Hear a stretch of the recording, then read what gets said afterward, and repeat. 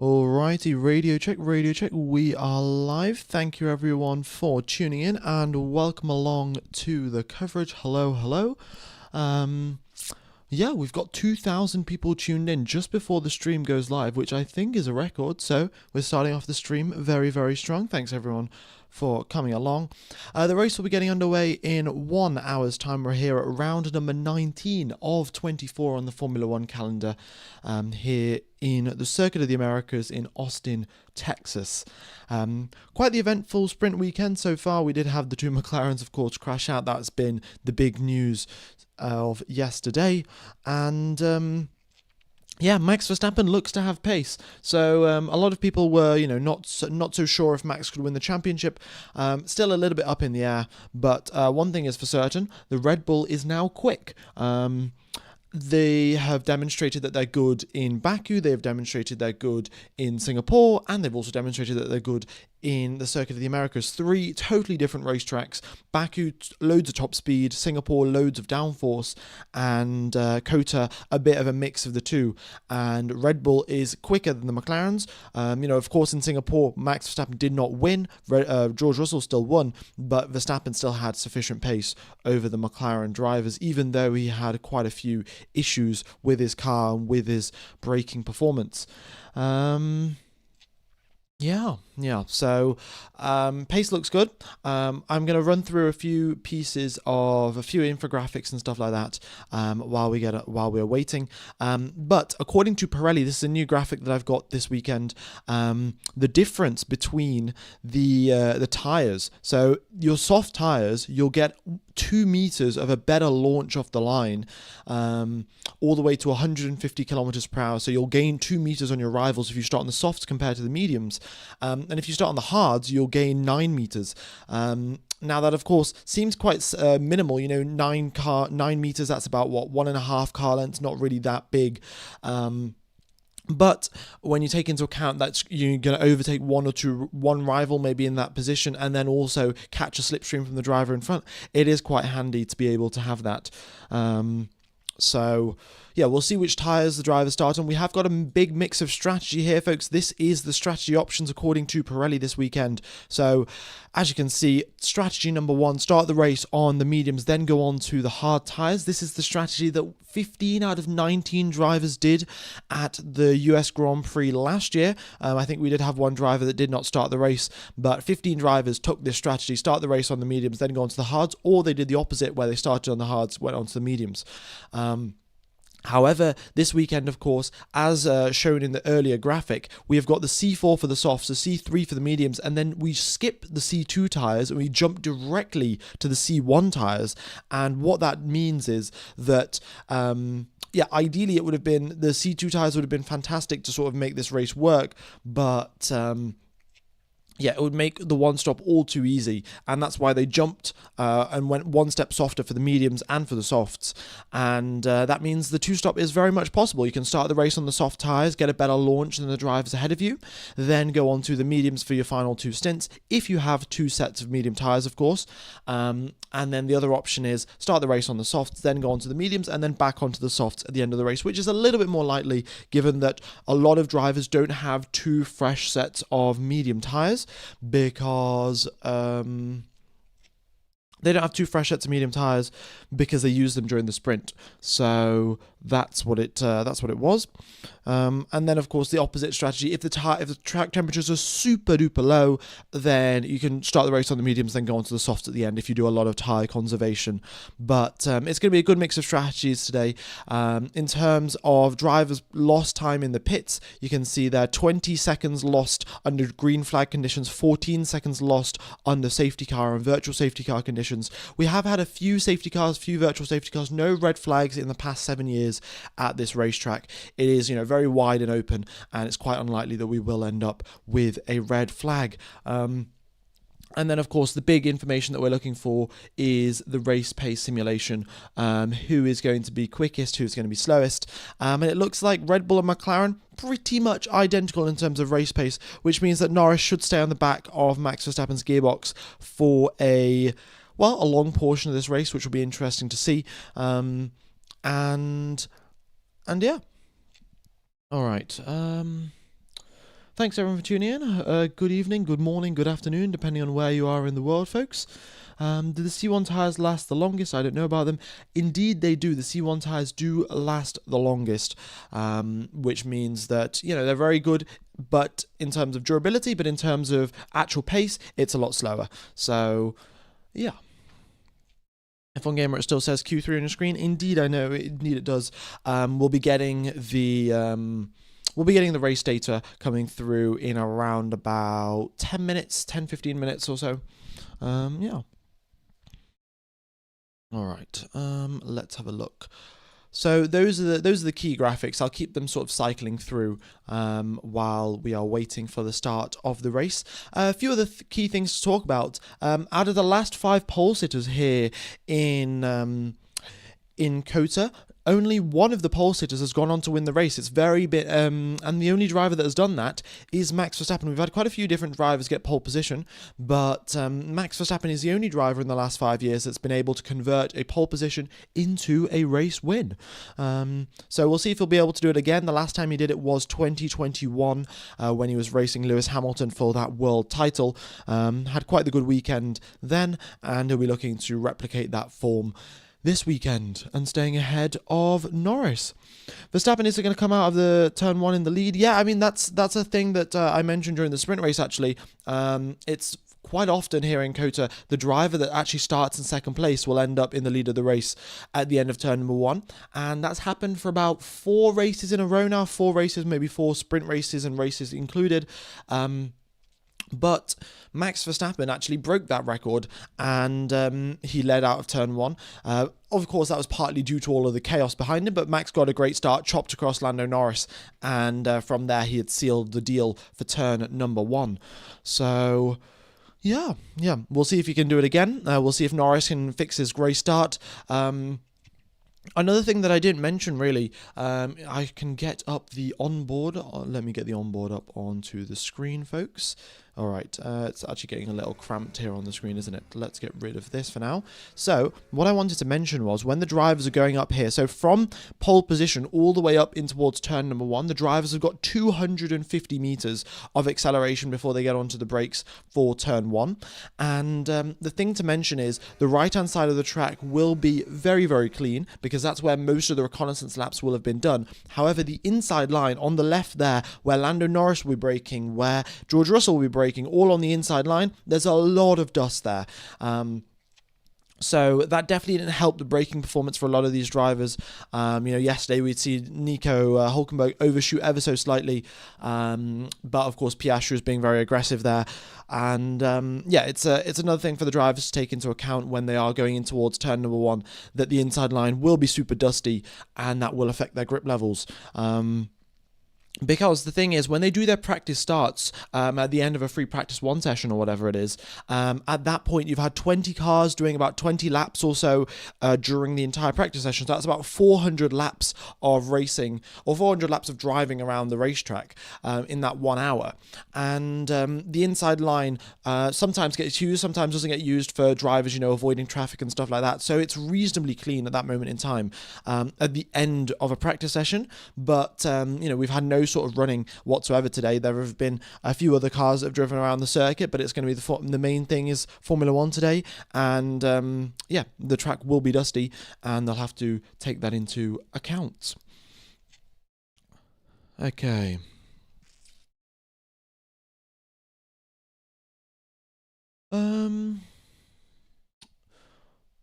Alrighty then. Folks, if you have any questions, anything that you'd like to ask me, then be sure to let me know. Drop it in the chat and I will be looking to answer them. Is it on Service TV or SRF? It's on SRF and it's also on ORF. If you're watching from SRF, you join from a Swiss VPN server. If you're joining from ORF, you join from an Austrian VPN server. The other thing that I would like to mention is that Lance Stroll, he got a 5-place grid penalty for that collision with Esteban Ocon yesterday, and because of that, he has dropped down from 18th position into 20th position. Some may say it was damage limitation, He actually got a 5-place drop, but because he was so bad in quali, that 5-place drop has now just only turned into a 2-place drop. So really, really big brain 4D chess move there from Lance Stroll, and yeah, not ideal really. He's got to make up some places. Fernando Alonso also didn't really have the best quali compared to the sprint quali. He was up in 6th position yesterday he was down in 10th, and that's sort of, I think where that came from was that Alonso is very good at sort of getting his setup right very quickly, and he's also adaptable to loads of different setups to the car. So in the 1 hour of free practice, some drivers didn't have enough time to get the cars in perfect condition. Some drivers, lost out a little bit of time here and there because their setups weren't great. Fernando Alonso adapted his setup very quickly, got it perfect ASAP, and then managed to outperform the drivers that setups weren't perfect. However, after the sprint race happened, the drivers had figured out, what were the problems with the setup, and they'd figured out where they could improve their lap time and so on and so forth. That advantage that Alonso had during the sprint qualifying session just totally disappeared, and he's gone back down into 10th place, which is a little bit more representative of where the Aston Martins are for race pace. Okay. How much time does the pit stop cost? It costs 20.6 seconds around here, folks. 20.6 seconds.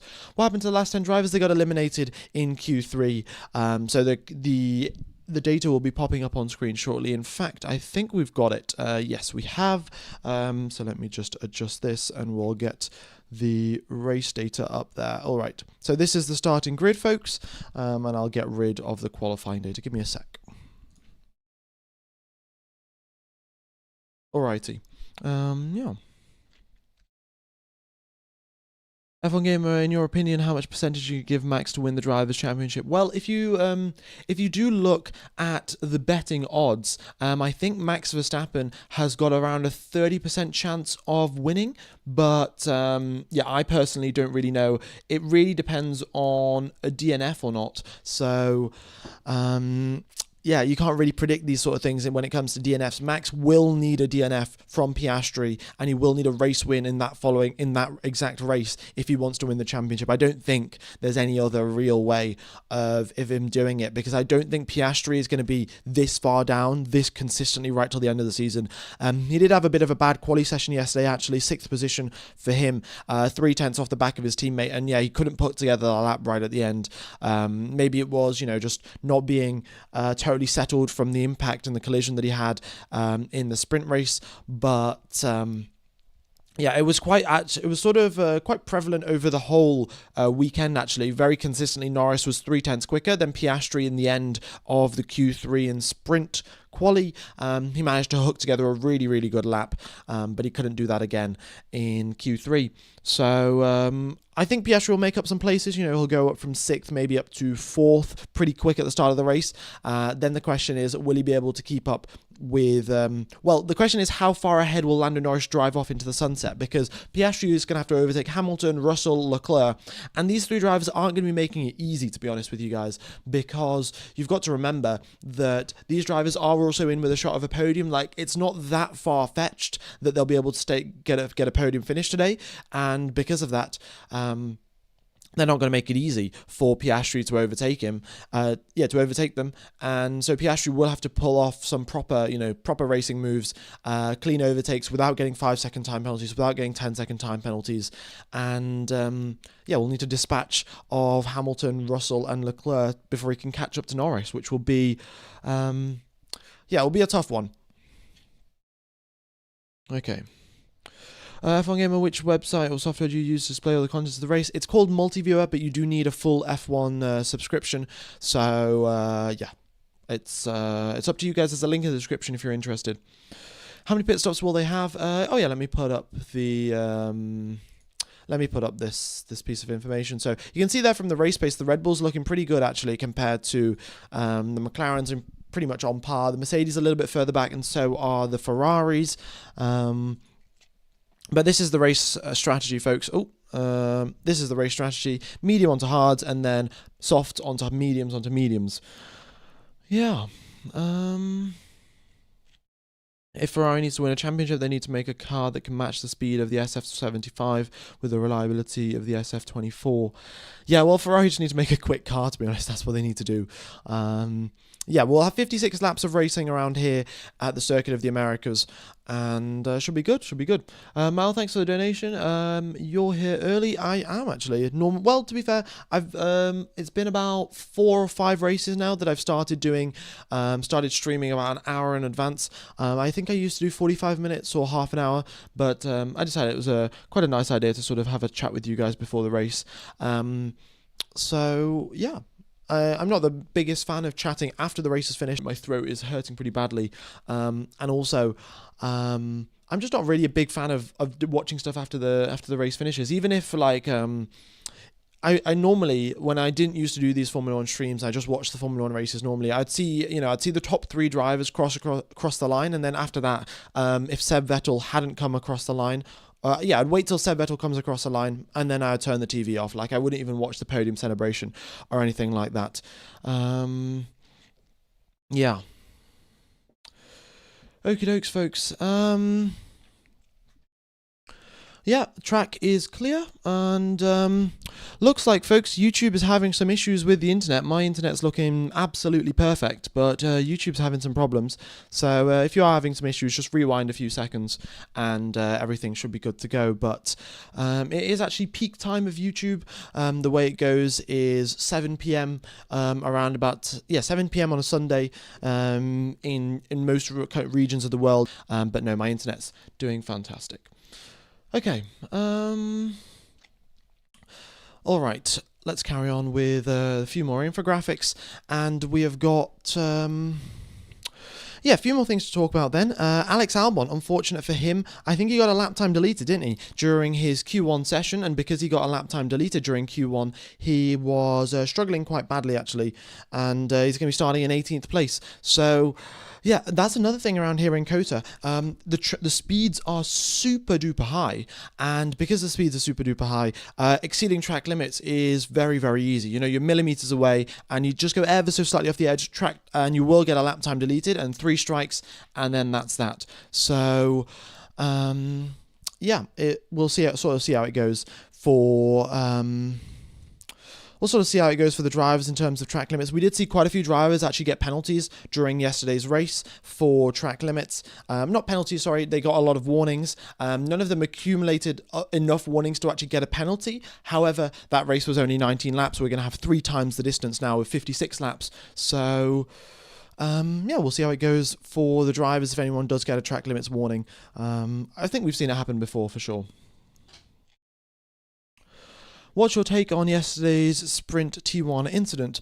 I would probably say my take for the Sprint T1 incident was that I would say that it was a little bit more Oscar Piastri's fault for chopping but apart from that, I would say it was very much a racing incident, you know. It also didn't look like Hülkenberg was very much going to make that corner. It looked ever so slightly that he was losing the car just before Piastri hit him as well, and the other thing is that from Piastri's perspective, in his mirrors, there was no way that he would have been able to see Hülkenberg and also Alonso to his inside, which was sort of the major problem, really. If Piastri would have known that Alonso was to Hülkenberg's inside, then there was no way that he would have turned in that aggressively. But alas, the mirrors on Formula 1 cars are tiny, and he didn't have the visibility. All right. Who do you think is going to win? This is a tough one. I think it's going to be either Verstappen or Norris. I don't think Piastri has enough pace to be able to overtake all of these drivers, then overtake Norris and Verstappen to win the race. So it's going to be between Verstappen and Norris, and it might well be whichever driver leads into turn number 2. I don't know. But folks, be sure to hit the like button. Very much would be appreciated. It goes a long way to helping out the channel. And track temperature 43 degrees Celsius. So it's reasonably hot out here in Austin, Texas. So that will, that'll affect a few things. That'll increase tire wear and stuff like that. So we could be seeing a 2-stop that might be a little bit more lightly, but we'll see how the track temperatures evolve. We've still got 40 minutes left to go. You know, it could heat up to 47 or it could drop back down to 39. All right. Switchbacks are always risky during the race start. You're asking. You're asking for it at that point always. Yeah, it is pretty rough actually, because a switchback very much heavily relies on the fact that you have you have space to maneuver, and you're sort of just driving into a blind spot essentially, which is never the smartest thing to do. But of course, if you know that the driver behind you is 4 seconds back, then you can drive into your blind spot and it's not a problem. But yeah, when the driver is 2 meters behind you, then it's not the smartest move to pull off. Okay. The question on everybody's lips: will Yuki score points again? Yeah, I mean, it would be good to see if Yuki could score some points. It was also quite strange from Red Bull actually. So in sprint qualifying, Yuki Tsunoda too late in the sprint, too late in the lap in, and yeah, he didn't manage to put in a lap. And the feasible internet on my second laptop, but looks like there are some sort of issues as well. No, my internet looks perfect on my second laptop, so I don't really know what's going on. I think it is YouTube servers, actually. They're having a bit of a bad day, but hopefully it continues on, and hopefully it doesn't continue on, and we've got 40 minutes anyway, so hopefully in those 40 minutes YouTube gets their stuff sorted out, and we should be good to go. And also, folks, if it does start lagging, like loads for you, if you just give it a quick refresh, normally things should be okay. But as I mentioned earlier, it is peak YouTube watch time right now. Everyone's watching YouTube on a Sunday evening, and that's why the servers are probably struggling a little bit. All right, 10-second penalty actually for YouTube. That's what it's going to be. 10-second stop-go penalty. All right, so let's talk about Nico Hülkenberg actually. Pretty good quali from him yesterday, 11th position in the kick Sauber. He'll be looking to make up some places. He was looking very, very good in the sprint race, but of course, I think that was another case of, similarly to what happened to Fernando Alonso, he's great with a lot of different setups. He was very quick to find his perfect setup and then put together a very good lap as well. And yeah, that sort of resulted in Hülkenberg doing so well in sprint quali, but then of course, everyone else sort of catches up. And yeah, then Hülkenberg got dropped back down. Same thing for Bortoleto. Bortoleto had a bit of a bad sprint quali actually, but managed to improve from the fact that he got a lap time deleted, I think twice during Q1 in sprint quali, and now he's in 16th position. Still got eliminated, but managed to set a half decent lap. Okay. Yeah. Okie dokes.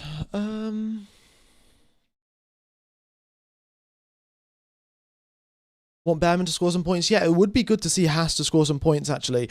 And yes, Haas is, as I was mentioning during a few streams ago, but Haas are the only team on the grid that are yet to score a podium. Their best ever finish was the 4th position with Kevin Magnussen, and they have got a pole position as well with K-Mag, but they have not scored a 3rd place.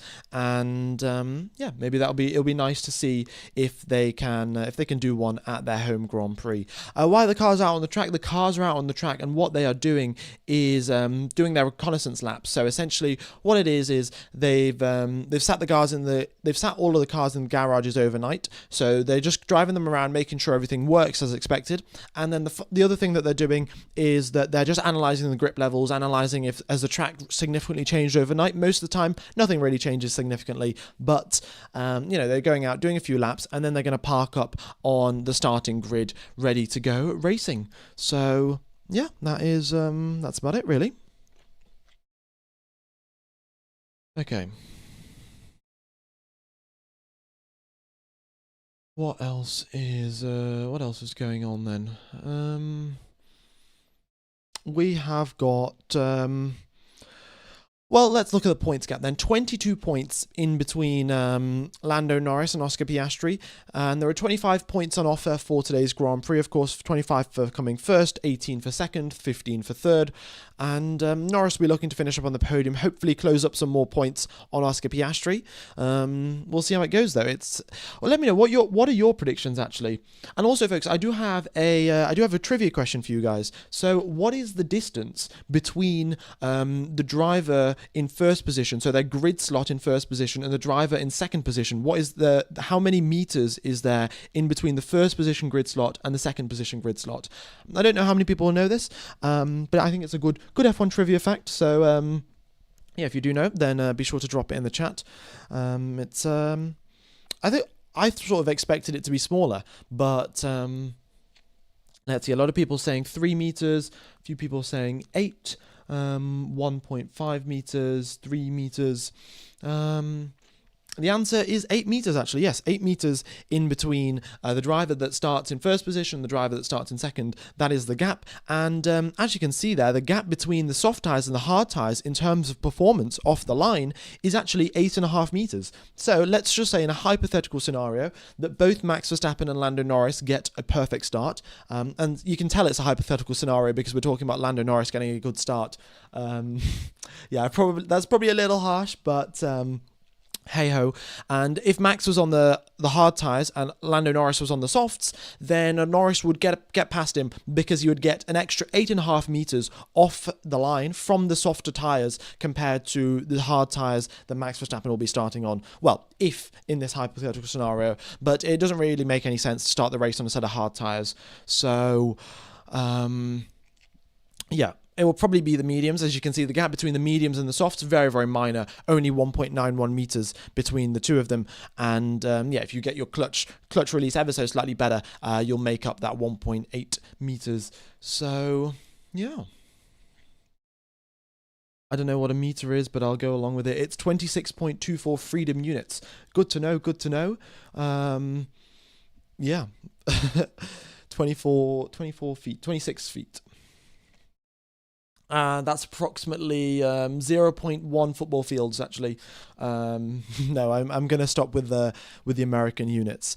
Any chance of rain? Unfortunately not, folks. Unfortunately not. It is quite hot and dry out in Austin, Texas. Humidity is also quite low, 26% humidity, nowhere near as high as it was in Singapore, which is good to see for the drivers, because, you know, it's not going to be that physical of a race in terms of their sort of temperature control, but in terms of their neck going through sector number 1, it is super duper intense. 56 laps of that is going to be brutal on some of the rookie drivers, especially on Carlos Sainz. Actually, it's quite interesting. Carlos Sainz, he said that he doesn't train his neck muscles ever, which I think is a little bit of a misinterpretation of what he meant to say. Carlos Sainz actually never trains his neck over the winter break, by the looks of it. He does train it during the season itself, but over the winter break, no neck training whatsoever for Carlos Sainz, and you can actually see it through the first sector. If you've watched some of his onboards, you can just see his neck go like this. He turns to the right and his neck just goes like this, turns to the left. Yeah. Fun fact, the elevation of turn number 1 is 19 Yuki Tsunodas. That is actually a very nice piece of information. I think that might actually be accurate as well, because I don't know how tall Yuki Tsunoda is, but it is approximately 36 meters up from the bottom all the way up to the top of the hill, so maybe that even is an accurate number. Yeah. All right. What else have we got to talk about? Isaac Hadjar, bit of a bad quali for him. We didn't really talk about it much, did we? But he is down there in 20th position. He had a crash, of course, brought out the red flag at the start of Q1. There was only, 3 minutes done of Q1, and then he brought out the red flag. So, yeah, not the greatest quali session from him, and we'll see if he can bounce back. His teammates up there in 12th. The Racing Bulls look reasonably good, but still not totally perfect. So, yeah, we'll see if they can score some points, but it's going to be a tough one because there's some very stiff competition up there. You know, Carlos Sainz, a smooth operator, is doing a fantastic job. Fernando Alonso is executing El Plan. He had a pretty big, a lot of bad luck yesterday for getting taken out. You know, he got hit, and it was a very sort of minor hit by the looks of it. You know, watching his onboard, this car sort of just like went over a speed bump a little bit. But yeah, he had to retire the car for some sort of issue. The engineers detected some sort of issue. Maybe it was a leak of some sort, or maybe it was a gearbox problem, but either way, Alonso had to retire, and he actually complained on his story. Actually, he said that the luck that he's had in 2025 is an exact flat line, no luck whatsoever. And you know, if we look back to the start of the season, Fernando Alonso hasn't scored any points in the first 8 races of the season. I think he got to Spain, where I think he scored some points, but before that, first 8 races of the season, Alonso not a single point to his name. So Yeah, it's good to see Fernando Alonso back and delivering good performances. Well, we'll see what happens in 2026. Is Adrian Newey cooking up a good design for the Aston Martin car, or will they be back of the pack again? Oh, he had a full puncture, did he? Oh, well, I guess I didn't watch Alonso's onboard. But yeah, it looked like a reasonably small bump that he sort of drove over, and then yeah ended up getting a puncture probably. Actually, yeah, that makes sense because I watched Leclerc's onboard, and Leclerc was driving left and right through everywhere, and Alonso I think was parked over to the left hand side. So, um, yeah, it might have been a puncture there for Alonso actually. All right, track temperature's going up, folks. It's gone up from 43 to 43.6. Obviously, not that big of a difference, but if it carries on this way, then it looks like it's going to get hotter and hotter as the race goes on, which means that we're going to most likely get a two-stop race strategy, which is fantastic, as you can see here. These are the two options from the you start the race on the mediums, then go on to the hards. If you want to do a one-stop strategy, this is what 15 out of 19 drivers did last year for the US Grand Prix. They either did it medium to hard or hard to medium. But then this weekend we have got softer tyres. The medium tyres last year were the C2s. This weekend we've got the C3 for the medium tyres, so they're not going to be as durable, so it's going to be a little bit harder to pull off that one stop, and that's why Pirelli have put the second and the third fastest strategy to be a two-stop strategy. Start on the softs, then onto the mediums, then onto the mediums again. I will double check who has actually got multiple fresh sets of medium tyres, because I don't think there are many drivers, if any, that have got two fresh sets of mediums. So I'll have a look through that. But I think if people are going to be doing two-stop strategies, it'll be soft, medium, soft, rather than doing two fresh sets of mediums. Yeah, a lot of drivers have only got one fresh set. In fact, yeah, apart from Colapinto and Bortoleto, and Ocon, nobody has two fresh sets of medium tyres. Oh no, Behrman does as well, actually. So the two Hasses and the two Alpines have two fresh sets. Apart from that, everyone else has used medium tyres. So yeah, maybe they'll use the soft tyres instead. We'll see, though. We'll see. It all depends on how bad the tyre wear is for all of the drivers. And it's pretty tough around here in Coaster. I'll take you through a flying lap, actually, and sort of show you where all these tyres just get worn out. They get totally tuned through. Tuned through, is that right? Is that even a word? But yeah, they totally get worn out very, very quickly around here. So you come through the final corner onto the start-finish straight here. And yeah, you got this huge, huge uphill, but you're also braking from 8th gear all the way down, probably into 2nd. So very big braking zone there. So that's where your front tyres feel a lot of the load, and you get front brake temperature also go skyrocketing, and that warms up the front tyres as well. Then, super high speed corners. You can see a 7th gear, 6th gear going through this sequence of corners, and your front tyres feel so much pain through there. And at this point, they are very much overheating, and the drivers do have to be careful going through these final little bits. Very easy to get the rear to slide out ever so slightly. Then you go down the hill, again, a very big braking zone. See, down from 7th gear all the way to 2nd gear again. So pretty big braking. And then again on the traction, very, very, important traction zone. The drivers are late to the apex and straight line as early as they possibly can. So that's a lot of load on the rear tyres again. Another big braking zone where your front tyres feel a lot of the heat, and then another big traction zone here. You're sort of turning and steering at the same time, not ideal for the rear tyres. This part of the lap is very slow, so it's not putting that much load on the tyres, but at this point the tyres are already so hot that they're going to wear out at a faster rate. Again, now a very big traction zone, up from 2nd gear all the way accelerating through 7. This time your front left feeling so much load on them. You've got about 5 G's worth of load as the car leans over, and then for the same thing but the other way around, for the final two left-handers of the corner of the lap. So 5.5 kilometers is one lap around here in Kota, and a lot of tyre wear to go with, and that's why we've got the C1 tyres, which is the hardest tyres of, well, is it the hardest? Yeah, it is the hardest of Pirelli's range, because yeah, they don't want any punctures going around here for anyone that's doing super long stints. Okay. Can you comment on the Pirelli strategies? I mean, the Pirelli strategies are normally pretty good, because, they design the tyres, they sort of know what's going on. But The other thing that I would like to mention is actually, here it is, the drivers, how much time did they lose in the pit lane? Now, if you are watching this on your phone, I do apologize, the font's a little small, but it's 20.8 seconds 20.6 seconds, sorry, the drivers lose under green flag conditions, and 14 seconds they lose under safety car or virtual safety car. So it's a reasonably long pit lane around here. 20 seconds is going to take a pretty significant chunk out of your race lap, but when your tires are wearing out that quickly, it makes sense to do 2 stops. Okay. COTA is such a good track. Honestly, yeah, I would probably say it is the most underrated track on the circuit. On the calendar, because not a lot of people really consider it to be their favourite circuit, but in fact, last year we had 91 overtakes, folks. 91 overtakes around here in the 2024 Grand Prix. So, yeah, no shortage of action at this track, and a lot to look forward to. We saw so much action yesterday. I don't think I need to remind you guys that we're going to have a lot of action today as well. So, thank you everyone for tuning in, and welcome along to the coverage. Be sure to hit the like button, be sure to subscribe, goes a long way to helping out the channel, and very much is appreciated, folks. All right.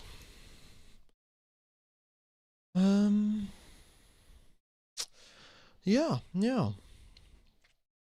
Pit lane exit is closed. We've got all the drivers lined up on the starting grid. We're going to have the national anthem ceremony. Knowing it's America, they're probably going to have some jets fly over or something. Because don't they do that for they do that for the Super Bowl or something? No, they have like fighter jets fly over. So we'll have maybe some jets fly over the circuit, and then we'll have the race getting underway very, very soon. F1 Gamer, do you hold your mic with your right hand the entire stream, or do you have a mic stand? No, I actually quite like holding my mic. I might get a mic stand because I realized that it's quite nice to also have 2 hands to do stuff. Because if I realize, if I'm using my second hand and I move it away, you can't really hear me anymore, which is a problem. So, yeah, that is, I might get one, but I find it quite cool to be holding a mic. We do it before every sporting event, not just the Super Bowl. Okay, fair enough. It's freedom from America. Bald eagle emoji. Fair enough. Where can I watch it with Surfshark? Folks, if you do want to watch the Formula 1 coverage with Surfshark VPN, you use the link in the description, and then you join an Austrian VPN server. And once you've joined an Austrian VPN server, you go onto Google, you search ORFF1. You don't even need to make an account, actually. You can just click on the link and watch Formula 1. The commentary is in German, so of course, if you don't understand German, then all you have to do is mute the stream, still watch the cars go around the circuit, but listen to me commentate instead. So, yeah, we've got around, I think at this point now, 650 people from the channel watching it via this method. So it's pretty good. What mic do you use right now? I use the Sennheiser E835S. I like it because it's got an on-off button. As you can see there, if I flick this down, and if I flick it back on, then I will start talking again. All right. Let's see. Will Charles Leclerc win this race? I mean, it's a tough one to say. Let's get up the race pace simulation. This, of course, isn't always accurate because it was based off the sprint race, and the sprint race, of course, the teams did modify their setup after the sprint race. The McLarens modified their setup, notably probably in the wrong direction.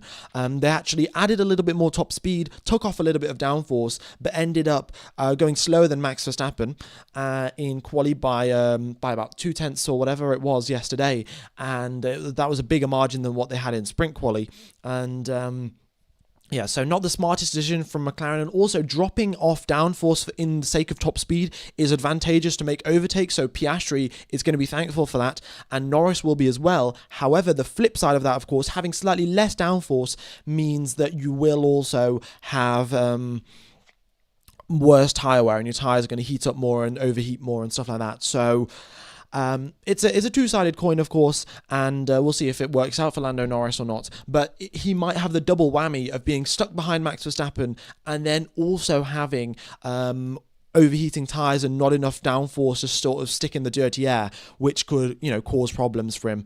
And yeah. iCaves Games, I was about to ask the mic question again, but thanks again for asking, for answering. Thanks for the donation as well, buddy. That's quite the big donation there, £10.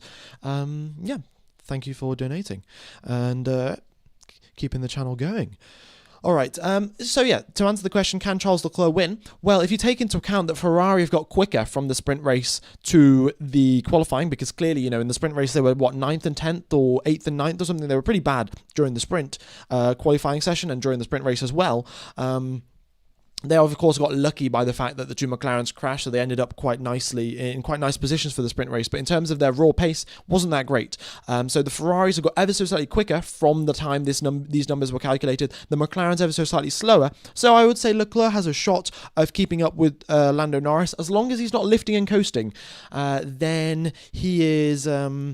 Then he should be good to go. Hopefully Ferrari do no more LICO and actually fit big brake ducts for the cars. As I was mentioning earlier, there are loads of big braking zones around here. You do need to have big brake ducts to make sure your brakes aren't overheating, especially in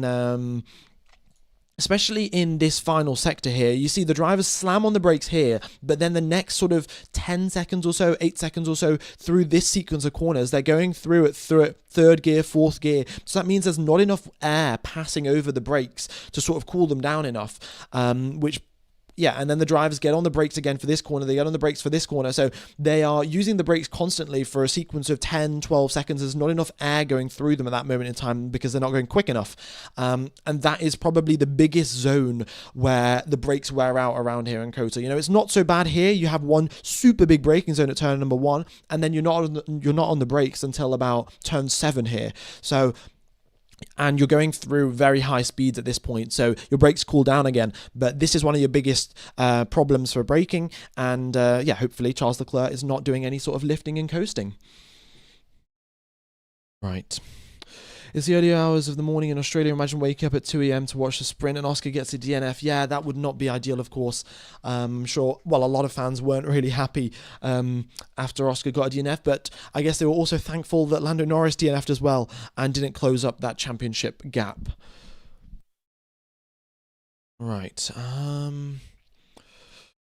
Yeah, so this is the strategy. I'll keep that up now for the final 15 minutes before we get underway.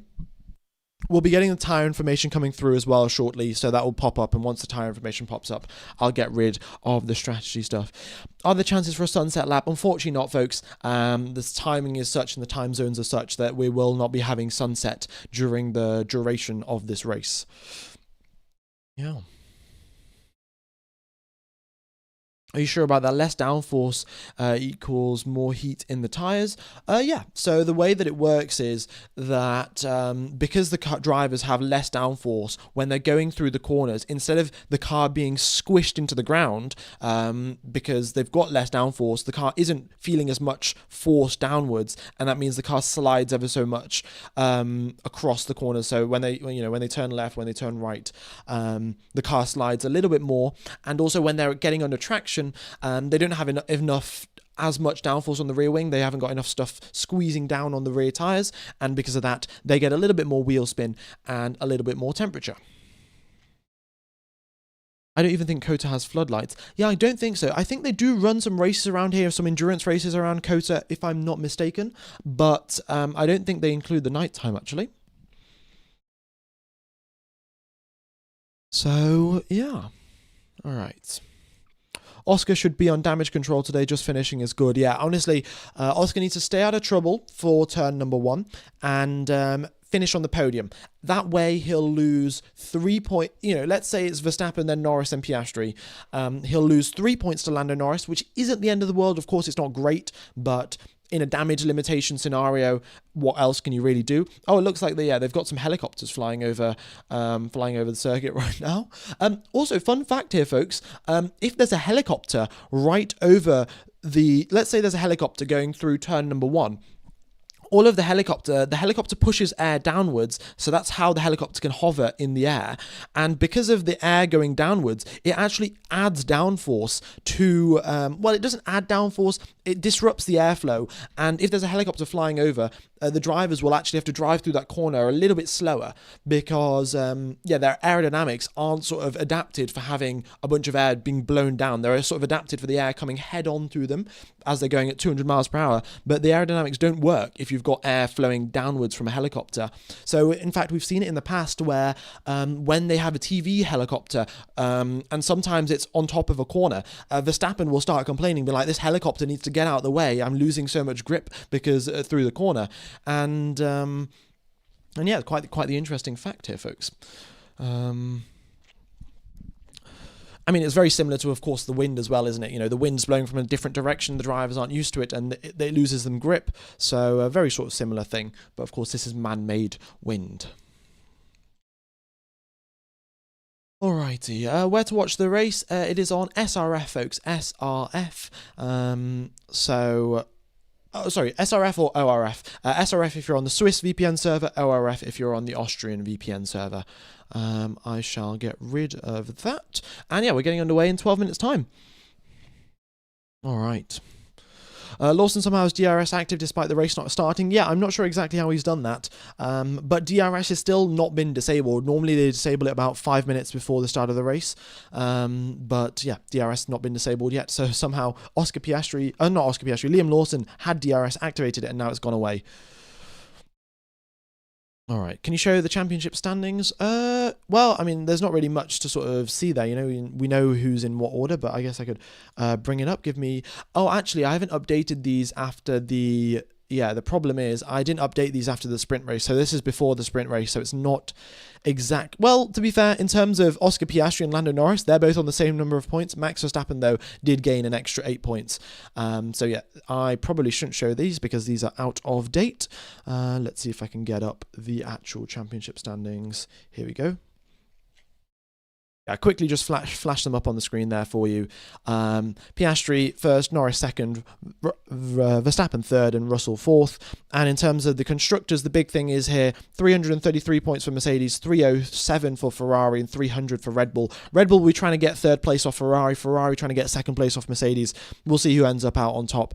But yeah, both Ferraris are third and fifth, and the Mercedes are fourth and seventh. So it's not too bad for either of them, to be honest. Okay. Do you think the teams need to designate a number 1 and number 2 driver? Well, the problem is it's too late at this point because if McLaren try and designate a number 1 and 2 driver at this very moment in time, neither of them are going to listen. Of course, the whole prestige, I'd say, it was actually an interesting fact here. The Drivers' Championship was the first thing in Formula 1. The Constructors' Championship was invented like 10 or 15 years later after the start of Formula 1 to sort of increase the funding from manufacturers and to get them a little bit more interested in the sport. But yeah, at the start, it was never a focus, and still, even to now, nobody really remembers that in 2021, Mercedes won the World Constructors' Championship. Like, yes, it was important, but everyone remembers that Max won the championship that year. So the McLaren, while they've won the Constructors, they also want to win the drivers. However, neither of the drivers are going to listen to say, oh, can you sacrifice the position to Piastri to make sure that we win the championship and you don't? Like, yeah, so McLaren's just a little bit too late, to be honest. For the other teams, though, it makes sense to have an established number 1 or 2. But then again, does it really matter if you're fighting for 8th and 9th position? I'm sure most of the drivers aren't going to care too much about team orders down in 8th and 9th. And most of the drivers are always friends, actually. Unless you're fighting for race wins, your drivers can be on equal pegging and they can be friends and no sort of issues there. And Nico Rosberg was actually talking about this. He knows a thing or two about championship rivalries and battles between teammates. And he was saying that after Mercedes had their big mess up in Spain, where Lando Norris and Oscar Piastri crashed into Nico Rosberg and Lewis Hamilton crashed into each other, both got taken out of the race. What they did was they had to fully apologise to all of the staff at the factory. They worked so hard to build this car, and then they go and throw it away on lap number 1. And the other thing that they did was they signed a contract saying that if either of you drive into each other's car and cause a crash, then you have to pay the fine. You have to pay whatever it is, 300,000 euros, £300,000 to get the front wing repaired or to get the rear wing repaired. And that was reasonably successful, actually. Nico Rosberg, of course, did go on and have a collision with Lewis Hamilton after that, I think, at some point. But he ended up having to pay a big old fine for it. And it sort of disincentivizes the drivers a little bit. Maybe that's what McLaren should do, No papaya rules anymore, but just say that if you crash into each other, you're both paying the fines. And, yeah. Okay. F1 Gamer, what watch are you wearing? I'm wearing a Casio watch. It's a Casio. It looks reasonably fancy, but no, it's yeah. F1 Gamer, happy Diwali. Yes, anyone from India, happy Diwali to you all. Yeah. Hope you have a nice day. 8 minutes now, we're getting some team radio coming through here from Oliver Behrman. In fact, he's just going over the radio to say, let's stick with the planned run with aero balance, so 0.4. I don't know if that's an exact translation, but aero balance is essentially the difference between downforce from the front wing and the rear wing. So what they can do is they can shift the aero balance forwards, and what that will do is give the front more grip, make the rear more unstable. And they have certain numbers to communicate this to make sure that they aren't just giving away vital sort of private information to all of the other teams. But essentially, Oliver Behrman has said, we're going to go with a 0.4 level of aero balance. And what that means is they'll adjust the front wing angle accordingly. Maybe 0.4 means not a lot of front wing downforce and grip. So what they'll do is only a little bit of front wing angle. And yeah. All right. Did you become a fan of Vettel during his time at Red Bull or Ferrari? I only started watching Formula One, surprisingly enough, in 2018, actually. So it was very much in his Ferrari times, yeah. F1 Gamer, how's your bike? Bike's doing all right, actually, yeah. Nothing too special. All right. Thoughts on Max winning the World Drivers' Championship? As I said earlier, he's going to need a DNF for it to happen, I think. It's very, very unlikely that Piastri is going to be down in 6th position until the end of the season, every single race. So, yeah, we'll see how it goes. But whichever race Piastri DNFs, Max is going to need a race win. All right, we got 11,000 people tuned into the live stream. Thanks everyone for tuning in. Be sure to hit the like button. Be sure to subscribe. Goes a long way to helping out the channel. And yeah, if you're not already, yes, press the subscribe button. I didn't know what I was going to say. All right.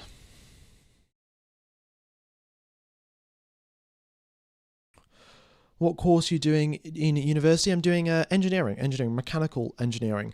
Yeah, risk of rain, 0%, folks. We've just got the message from Race Control, 0% risk of rain. Not really surprised. But track temperature's gone up further. It's now 44.9 degrees. It's getting hotter and hotter, folks. And it looks to be reasonably clear skies out in Austin, Texas, which is good news because hotter track temperatures equals more tyre wear, and more tyre wear equals more pit stops. The other thing is, very interestingly enough, the wind has changed directions. It is now 10.13 kilometers per hour from the westerly direction.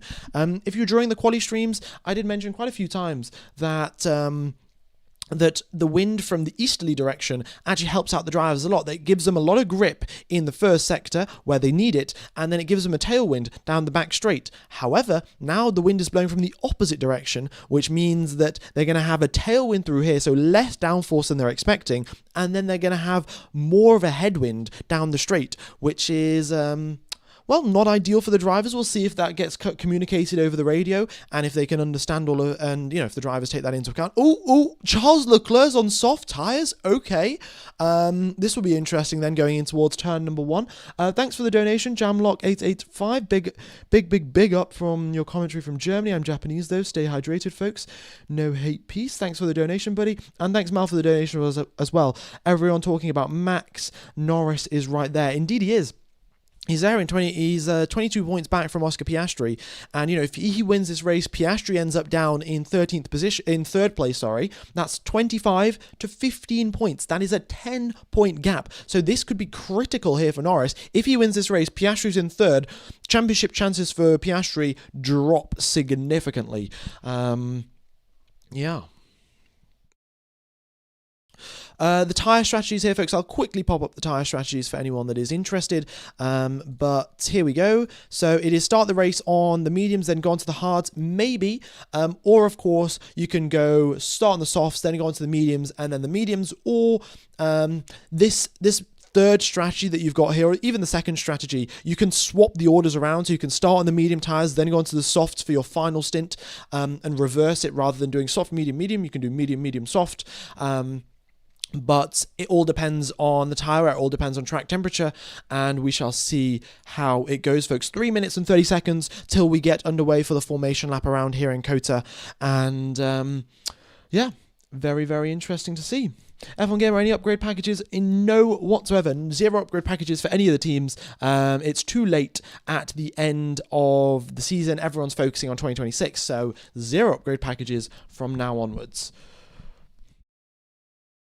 All right. Larry, face revealed at the Singapore Grand Prix in 2025. Can you give us what happened to the Singapore Killer Chicane and why was it removed from the track at that point? They removed it sort of just to improve racing. The drivers didn't particularly like it, and they changed it around to help improve racing. So that's why they did that in Singapore. But here we are at Kota. The circuit has not changed in terms of its layout. Track limits have changed a little bit. The drivers monitored much more strictly at pretty much every single corner around here for track limits. And let's see what's going to happen, folks. All right, is it going to be Plan C at turn number 1? Honestly, I think I might have to play the F1 music. You know, the Hans Zimmer really cooked on the F1 theme song, on the F1 song during the movie. I've got to say, like, the movie may not have been the most accurate representation of Formula 1, but Hans Zimmer, oh my god, he cooked pretty hard on that soundtrack. So I might have to. I've got some headphones here. I might play that while I'm commentating. All right, everyone's favorite flavor of drink is hopium. Now it's race day. Indeed it is. We're going to see maybe we'll see some Ferrari delusion from Charles Leclerc. Maybe he gets a fantastic race start, goes up into the lead of the race. So who knows what will happen.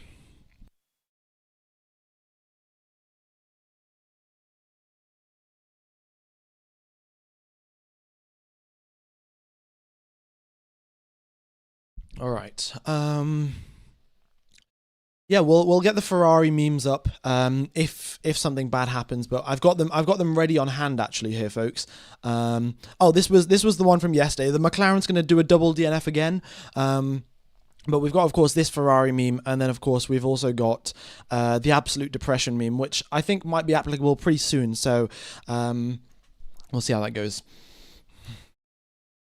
All right. So here we are then. We've got nearly 2,000 people that have hit the like button. Thanks everyone for hitting the like button. We've got nearly 18,000 that have tuned in to the live stream. Thanks everyone for tuning in. And we are 53 seconds away from the start of the formation lap here in Kota. You can see all of the team radios just coming through now. That's 1 minute away now. So we'll get the lights going out. The drivers will do their formation lap. They'll weave left, right, get all those tire temperatures up, get the brake set temperatures up, get the clutches into the correct setting for the race start. Again, I'd like to clarify the drivers with odd numbers. So Max Verstappen, Charles Leclerc, Lewis Hamilton, they are starting on the right-hand side of the grid. That is the clean side of the grid. However, it is the outside line for turn number 1. The drivers that have got even numbers, Lando Norris, George Russell, Oscar Piastri, they're all starting on the left-hand side of the grid, which is the dirty side of the grid. However, they have the inside line at turn 1, and they can send a big old dive bomb to try and make an overtake. So those are the options, and that's where the drivers will be starting. 8 meters is the gap between first and second, and it's also 8 meters between second and third, and between all of the drivers on their starting grid. And we'll be getting underway. Oh, well, here we are. We're already underway for the formation lap. Let me get rid of this countdown timer. And the other thing that I would like to do is bring up this information, just the final little bit of information here. The distance, the improvement that you get on the tires. So let's just pull that up.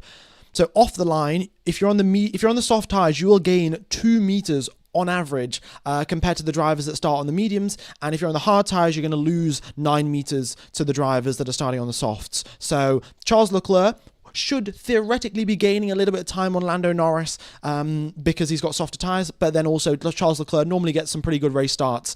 He had a fantastic one yesterday as well, so we'll see if he can replicate his success and maybe get a move done in towards turn 1. Leclerc is on old softs, that is correct. He used these softs during quali. I think he used them during Q2. But either way, they've only done one flying lap on them, and the rest have been an out lap and then an in lap. So not that much tyre wear for Charles Leclerc on his tyres. Track temperature now up to 45 degrees Celsius, so it's getting hotter and hotter. And the previous wins here, Leclerc won in 24, Verstappen won the previous 3 before that, and then it was Valtteri Bottas. So out of the previous 5 races, only on one occasion has the pole sitter gone on to win the race, and that was Max Verstappen back in 2021, and maybe it'll be him again. Maybe he'll be able to keep his win from pole position. Maybe not, though. It's a pretty tough turn 1 in Dakota, but Max Verstappen did cover off Lando Norris yesterday, chopped right across him, and we see this from Max Verstappen again and again and again. So just imagine this. Verstappen is lined up here on the right-hand side, and we've got Norris here on the left. Verstappen, instead of pointing his car straight forwards, he actually points his car a little bit slightly to the left here. So he gets a launch, he accelerates and essentially just cuts off Lando Norris. That is the Max Verstappen race start strategy. Normally it works. We'll see how it goes. I'm just going to minimize my my head here and my webcam, and bring it down over here because it's not too much of a concern right now. All you guys here can see all the team radios to the right hand side of my face, and yeah, we'll be getting underway for the race very, very soon. We've got Max Verstappen doing his final couple of burnouts as he makes his way towards pole position on the grid. Then Lando Norris lines himself up on the left-hand side, and the final few cars are now approaching the grid slots.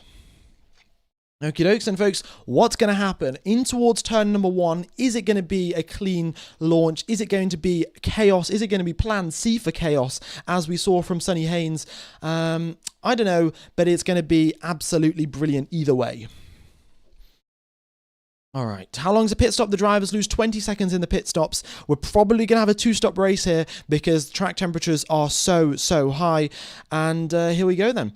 Thanks, Roger Dodger, for joining the channel membership. Very much is appreciated. Last car approaching the grid is now Isaac Hadjar. He crashed out during qualifying yesterday, looking to make up some more points. And there he is, parked up on the grid slot. We have got 1, 2, 3, 4, and 5 lights. It is lights out and away we go. Max gets a good start and already is ahead of Lando Norris. Charles Leclerc now looking to go round the outside all the way to the outside line. He cuts across Norris. Does he get that one done cleanly? It's a drag race between the McLaren and the Ferrari. Leclerc on the inside, second place for him as he goes through turn number 2. And we've got someone dropping back quite significantly there at the back of the pack. But off the race start, Verstappen holds the lead, Leclerc in second and Norris in third. Piastri up into 5th, gets ahead of George Russell. Russell drops 2 positions and Hamilton's up there in 4th place. So 1 overtake needed for Oscar Piastri to catch up to the back of Lando Norris. We'll see how it gets done, but it's a 1-second DRS. Oh, what's been going on with the track map here? Right, hopefully that resolves itself, but the commentary is still going on, folks, so I'll carry on commentating as if the race is going on live. So, Colapinto is up into 16th, and here comes Lando Norris in towards turn number 12. Let's see what he can do. He's not close enough to make a move. We've got some of the Mercedes further back making some overtakes. Good to see there. And yeah, Charles Leclerc still holding on that second place spot. Yellow flag further back on the circuit. Looks like we've got a little bit of debris, a little bit of front wing somewhere deposited at turn number 12. But that should get resolved reasonably quickly. And Max is just off into the distance. I mean, look at this gap. 1.1 second. Huge from Max Verstappen. And we've got Yuki Tsunoda up 3 places as well. Very nice start from him. Up into the points for the Japanese driver. Bortoletto and Stroll don't gain too many places on their softs, and Max has pulled a huge gap. We've got, who is this? This is George Russell trying to attack Oscar Piastri into one. Piastri goes defensive, and he puts his car in the exact right spot. Russell tries to go around the outside, but it is not enough, folks. It is not enough to get that overtake done for George Russell. And look, and Oscar Piastri just hanging on for dear life now. He needs to catch up to the back of Hamilton. That is the main thing. Yeah, folks, I'm going to carry on with the commentary. I acknowledge that it's lagging a little bit. It's a few seconds behind. I know how to fix that. I'm going to try and fix it a few more laps in once everything sort of settled down. But you can still see me here. I'm moving along fine. It's just the data's having a bit of a nightmare. All right, I'm going to carry on, though, with what's going on right now live. And Max has pulled out a 1.5 second gap. Absolutely huge gap there for Max Verstappen. And then Charles Leclerc's there in second. Norris is in third. He's within DRS range. That's the big thing. We've got one of the Hasses. Ollie Behrman defends against Carlos Sainz quite nicely there. And is hanging on for dear life, to be honest, because it is... It's not great. He hasn't got too much pace in that Haas car, and Sainz is all over the back of him. Down the inside he goes at turn number 15, and he gets it done. Great move there from the smooth operator. A super smooth move with no contact whatsoever. And we've got Sainz up into 8th, sorry. All right. I'm going to give this data a quick refresh here, folks. I'll see if that fixes it. If it does not, I have another solution. So I will give it a quick refresh. The screen's going to go black for about 10 seconds or so, 10 seconds, and then we should be back. So let's see if that works. Let me put on slow mode so we don't have millions and millions of chat messages coming through. But the screen will be back in 10 seconds, and hopefully everything else has caught up with it, and we don't have too many problems. All right, seems to be going all right for now. Okie dokes. Thanks everyone for sticking along with the lag. I do apologize for any sort of these issues. Of course, it is not ideal to say the least. Okay.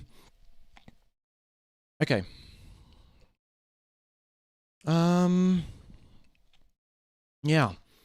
No, clearly it's still not working perfectly, but I'm gonna carry on with the commentary. I say lap number 4, I'll fix it because I want to let it try and fix itself first. And we're getting Norris trying to overtake Charles Leclerc. Leclerc is defending super duper hard, and Hamilton is fast approaching. Are we gonna get a through goes Hamilton moment here as they battle through turns number 13, 14, and 15? Norris, is he looking in his mirrors? Is he looking where the 7-time world champion is behind him? Because he could sneak up on him and say thank you very much to both of them. Leclerc's defending very, very hard here, and Max Verstappen is saying thank you very much, Charles. Please make this gap as big as you possibly can because I want to win this championship. And yeah, Hamilton's there. He's on the back of Norris now, and he's going to get DRS off him as well. Piastri is benefiting from this as well. He's now within DRS of Lewis Hamilton. Okay. Looking good, looking good. So Piastri is, Piastri is still there in 5th though. He's still behind Hamilton, but he's close to him at least. That's better than what it was before. Yuki's up into 9th now. That's good to see. Behrman dropping back. Unfortunately, he had a great start in the Haas, also a great quali as well, but now down 2 places from 8th position. Not ideal for the British driver. The American car just not so quick this weekend at its home racetrack. Yeah.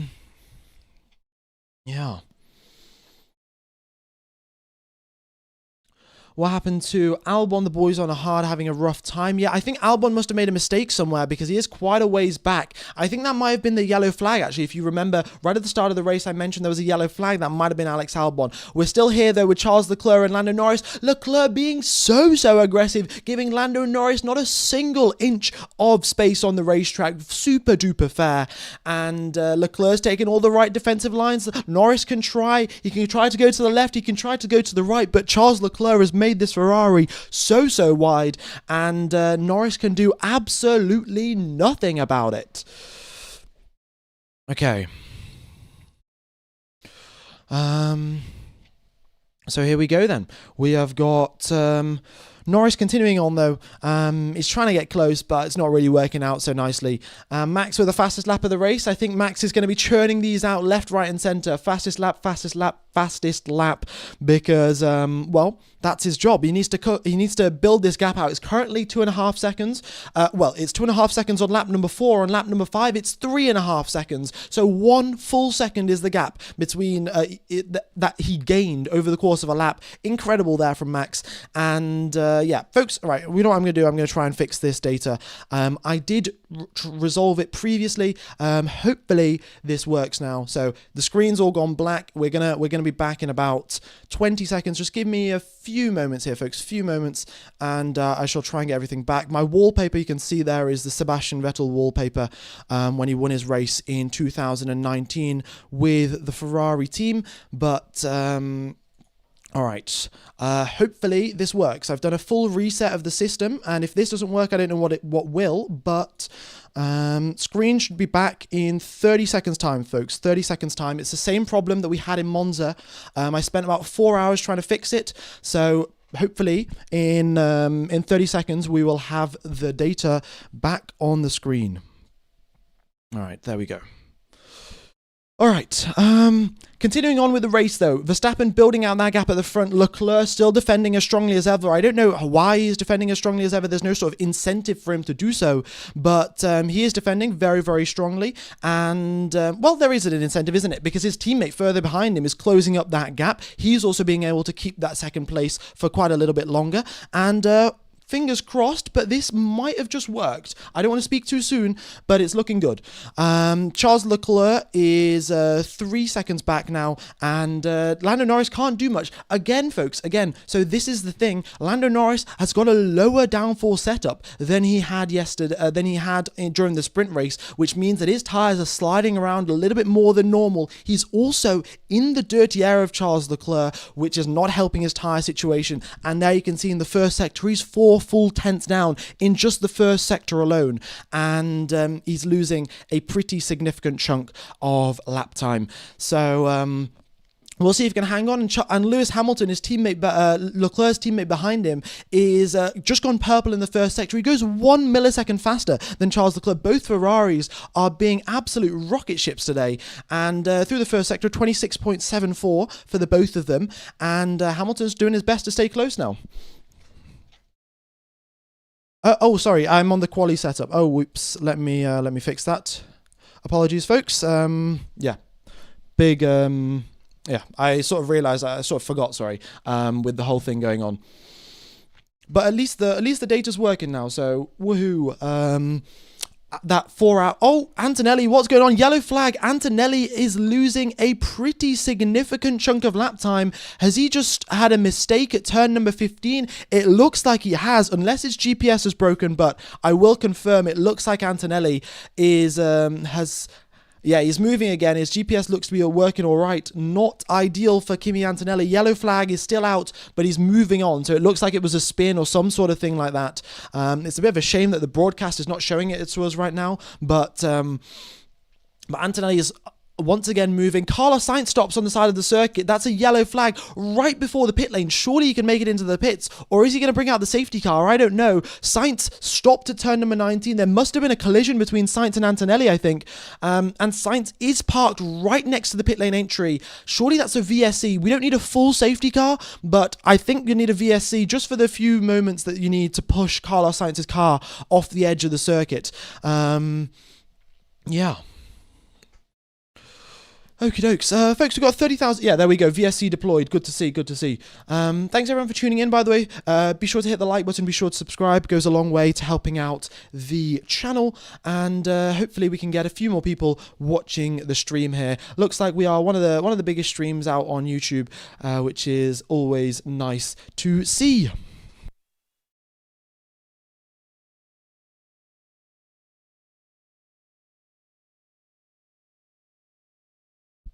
Yeah, not a smooth operation there from Carlos Sainz. Looking at the replay here, he goes down the inside of Antonelli. Antonelli closes the door on him. I mean, was Sainz making that corner? I'm not 100% sure, but Antonelli surely did. Also not really leave him the biggest amount of racing room. No, look, Sainz wasn't really making that corner by the looks of it. Wait, no, I just watched the wrong replay. Either way, there's some sort of collision between Antonelli and Sainz. You can make up your own mind about it. Sainz, though, does have damage out of the race. Antonelli can continue on, but he's down in dead last right now. All right, let's watch this replay from Carlos Sainz's perspective. He is going down the inside. He locks up. Sainz locks up, actually. So not ideal there. Sorry, guys. Antonelli just turned in at the end. He did turn in, but also Sainz, he did lock up. So, yeah, racing incident. And either way, it doesn't matter. They're both at the back. And Sainz is DNF'd. Yuki Tsunoda up into P7. Good to see from him.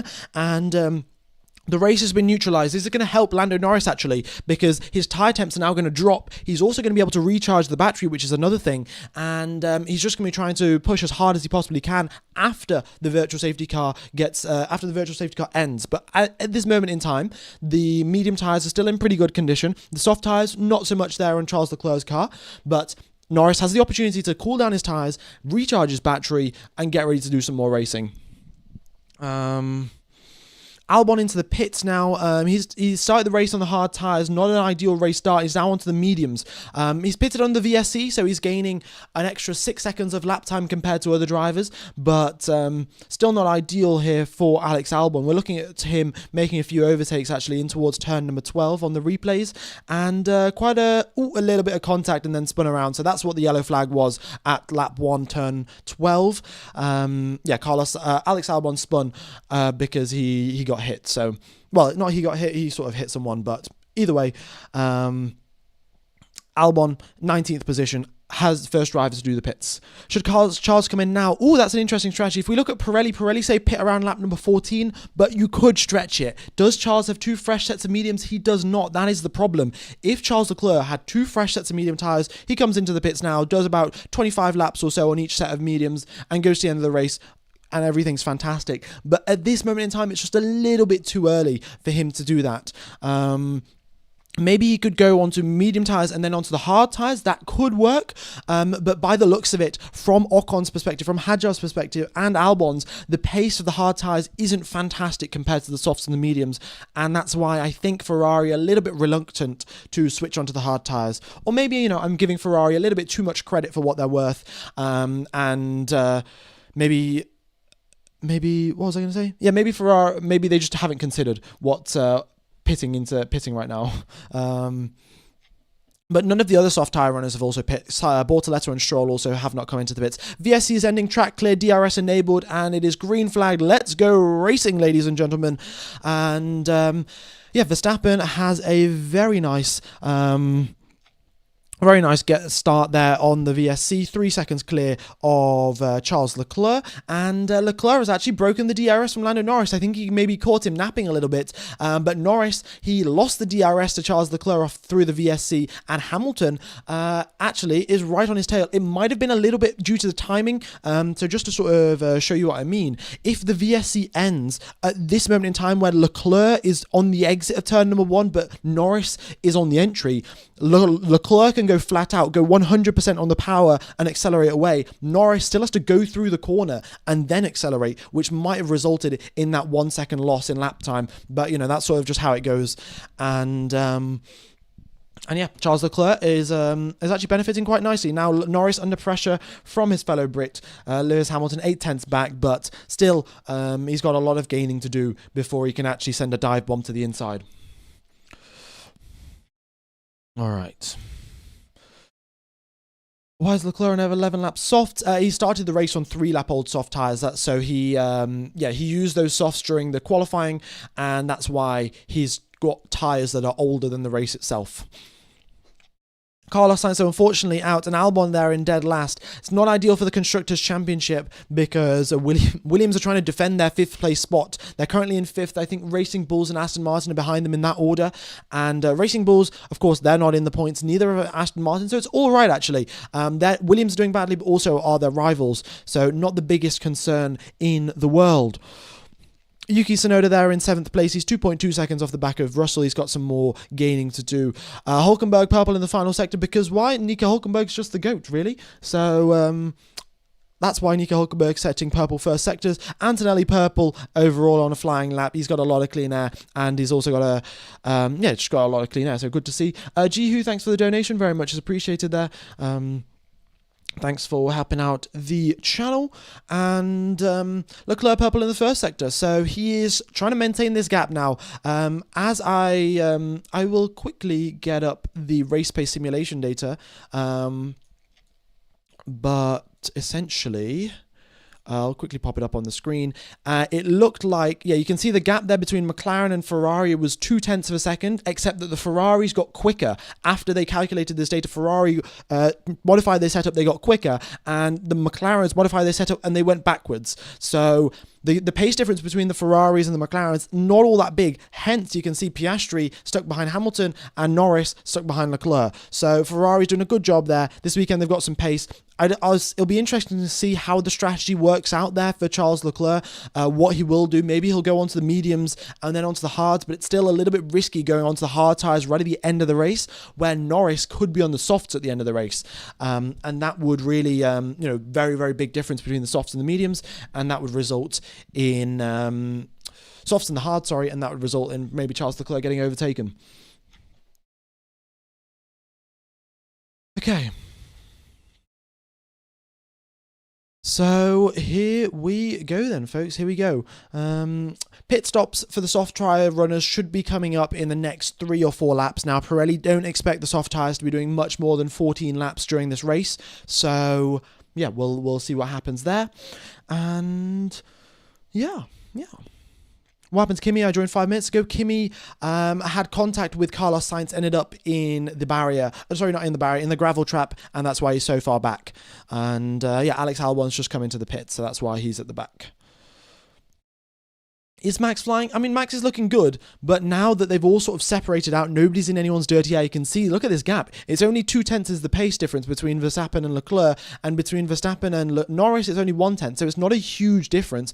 Hamilton's a little bit further back, and so is Piastri, but the top 3, they're setting pretty consistent lap times, and this is going to be a big old strategy battle.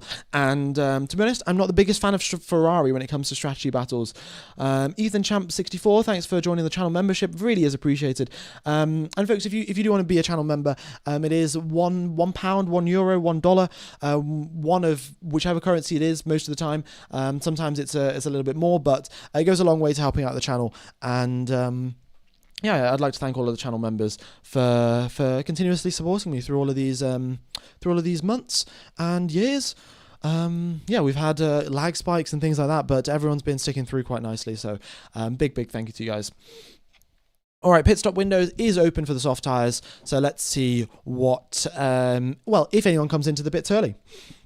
We've got an investigation of Antonelli and Sainz that will be investigated after the race for causing a collision. There's not really much point, really, of investigating after the race because Sainz is DNF'd and Antonelli's race is already sort of ruined. Unless there's a safety car, that will help, but I'm not 100% sure. Okay. Soft Strat is not going to fly. He's going to get stuck in dirty air as soon as he comes out of everyone in a few laps in mediums or hards. Maybe. But the difference between the mediums and the soft isn't that big, but mediums and the hards this weekend is huge because normally it's the C2 tyres for the hard, C3 for the medium, C4 for the softs, but this weekend we've got the C2 instead of the C3. C1 instead of the C2 for the hard tyres, and in that scenario, the hard tyres are so much slower, like nearly 1.2, 1.3 seconds per lap slower than the softs. So it might work, but you're going to have to get the overtake done ASAP. Like, it's not going to be a very, you can't wait around and do it. It's got to be done super duper quickly. Thanks, Helheim Racing, for joining the channel member. Very much is appreciated. All right, folks, so far we've only had, 13 laps of racing, but who is your driver of the day so far? I've got to give it to Yuki Tsunoda, 6 places up. Of course, a few drivers have had some incidents ahead of him, but he's been lapping pretty consistently and, dealing with the pressure quite nicely. Oh, we've got a surprise, 2 more members as well. Robot Schlaffenicht, thanks for joining the channel member. LJ the Man and Berger as well. So thank you everyone for being a channel member. Yeah, great. Did Lando have a bad start? I mean, is that really a question? Yes. Leclerc just overtook him straight away. He went round the outside of turn number 1, and then he had the inside line for turn number 2, and then at that point it's game over. So yeah, Charles Leclerc did a great job. He of course had the soft tyres that really helped him out, but yeah, that's the Ferrari strategy. It worked this time. Berger has donated 5 channel memberships. That's incredible. Jacob Rees-Mogg, also channel member. That's very much appreciated. Yeah. Thank you everyone for just suddenly becoming channel members. Maybe I should mention it a little bit more often, but no, it very much is appreciated. I don't really know what else to say. I've probably said that about 12 times this stream. All right, track temperature's going up, folks. 46 degrees track temperature, so more and more tyre wear to be expected. Leclerc should be coming into the pit soon. Norris catching up to the back of him. I don't know, was that a mistake on the last lap from Charles Leclerc? It looks like it was. He lost 4 tenths on the last lap to Norris, and he lost 7 tenths to Max Verstappen. So, yeah, Leclerc made a mistake on the final lap. The soft tyres not doing so great after 15 laps of racing, and yeah, he is, well, only 14 laps of racing, but either way, not great. Russell comes over the radio saying Piastri seems slow, and they come over the radio saying that Piastri is struggling with his front left tyre. Reset, thanks for joining the channel membership as well. And LJ the man has gifted another one. Thanks, buddy. All right. So what was I saying? Yeah, Norris catching up now. He's going to have DRS. So is Leclerc going to defend? Probably yes. So here they go through sector number 1. Is Norris able to stay within 1 second at this green dot? This is where DRS gets measured. So here comes Charles Leclerc through the DRS detection point. The gap currently 0.922. They pass through the DRS detection point. Norris is within DRS range. Leclerc's coming over the radio. Track limits for Norris. So wait, how is Leclerc seeing that Norris is exceeding track limits? I mean, this is wild. Unless it was the engineer saying it to Norris, but Leclerc must have been looking in his mirrors while driving at 200 miles per hour to notice that Norris is exceeding track limits. I mean, you've got to give it up to this guy. He's absolutely incredible. He can have conversations over the radio about strategy and have full essays written out in terms of the radio transcription. And now somehow he's looking back and seeing that Norris has got track limits. But either way, that is a good point. Piastri's got a lap time deleted for track limits. So has Lando Norris as well. Piastri got his one deleted at turn number 13, and Norris got his one deleted at turn number 20. Exoteric, thanks for the channel donation, the 5 gifted memberships. We've got so many people with the gifted memberships today. That is very much appreciated, folks. And again, big thank you to Exoteric. I think you are very much the biggest donor to this channel in this season. Charles needs to pit. Yeah, Charles's tyres are going off. Norris is getting close now. Look at this. So half a second is the gap as they head towards turn number 1. Both drivers are recharging their battery into turn number 1. So it's not like Norris is going all out attack. They're still recharging their battery as they go through the first sector. We'll see what it is through sector number 2 and 3. When you realise that if every GP and sprint ends in Max 1, Lando 2 and Oscar 3, Max would be World Drivers' Championship, next Grand Slam for Max Verstappen.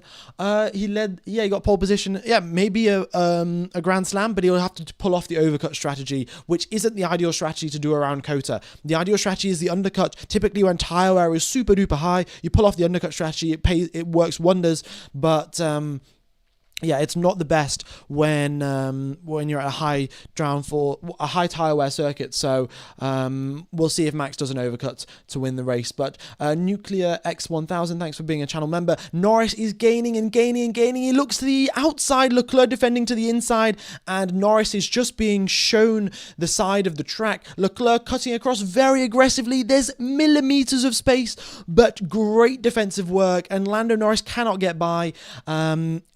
What can I say? Leclerc is just doing great defensive driving, putting his car exactly where it needs to be, and Norris is stuck staring at that HP Ferrari rear wing, and all the while Lewis Hamilton is catching up. Let's make it a miracle today. Max P1, Leclerc P2, Lewis P3. Well, if it carries on this way, the McLarens are looking pretty terrible. Norris unable to overtake Charles Leclerc. Leclerc's fantastic defensive driving. And Norris has got to try something different. He's got to try a dive bomb to the inside. He's got a good run going in towards turn number 1. He's gaining and gaining, but still too far back to make a move into 1. And the problem is that it compromises him. If he's close through turn number 1, now is going through the high-speed section, he's just not got enough grip, not able to carry as much speed through the corners because of the dirty air effect. And another lap time deleted, folks. Lando Norris, another one. So if he gets 2 more lap time deletions, that is going to be a 5-second time penalty heading towards Lando Norris. So he's got to be careful. The dirty air is causing him to lose lap time. It's also causing him to exceed track limits. All right. Here we go then. Leclerc is defending hard, and it's got every right to do so. This race, Ferrari have got enough pace to hold off the McLarens, so why not defend against Lando Norris? Just because he's won quite a lot of races this season doesn't mean you can't defend against him, and Leclerc is doing a great job. Norris gets a bit of a bad exit out of turn number 12, actually, and has to compromise his line through sector 1, so he's not getting all that close to Charles Leclerc on this occasion, and he'll have to live to fight another day. He could try to do the undercut strategy, but the problem is it's a little bit early for the medium tyre runners. The medium tyre runners need to go a little bit longer, maybe lap 20, maybe lap 24, before they come into the pits. So yes, and Charles Leclerc also quite likely that he's going to be doing a 2-stop race. So yeah, maybe Norris pulls off a 1-stop, maybe Leclerc does a 2-stop. That's also going to be interesting to see which one is faster. All right. Oh, move the cursor. Yeah, sorry. All right. The green, essentially, green normally means the drivers are gaining on the driver ahead, but it's not always the most accurate thing in the world. The full green like this and like this, that means they're within the 1 second for DRS that is needed. Yeah.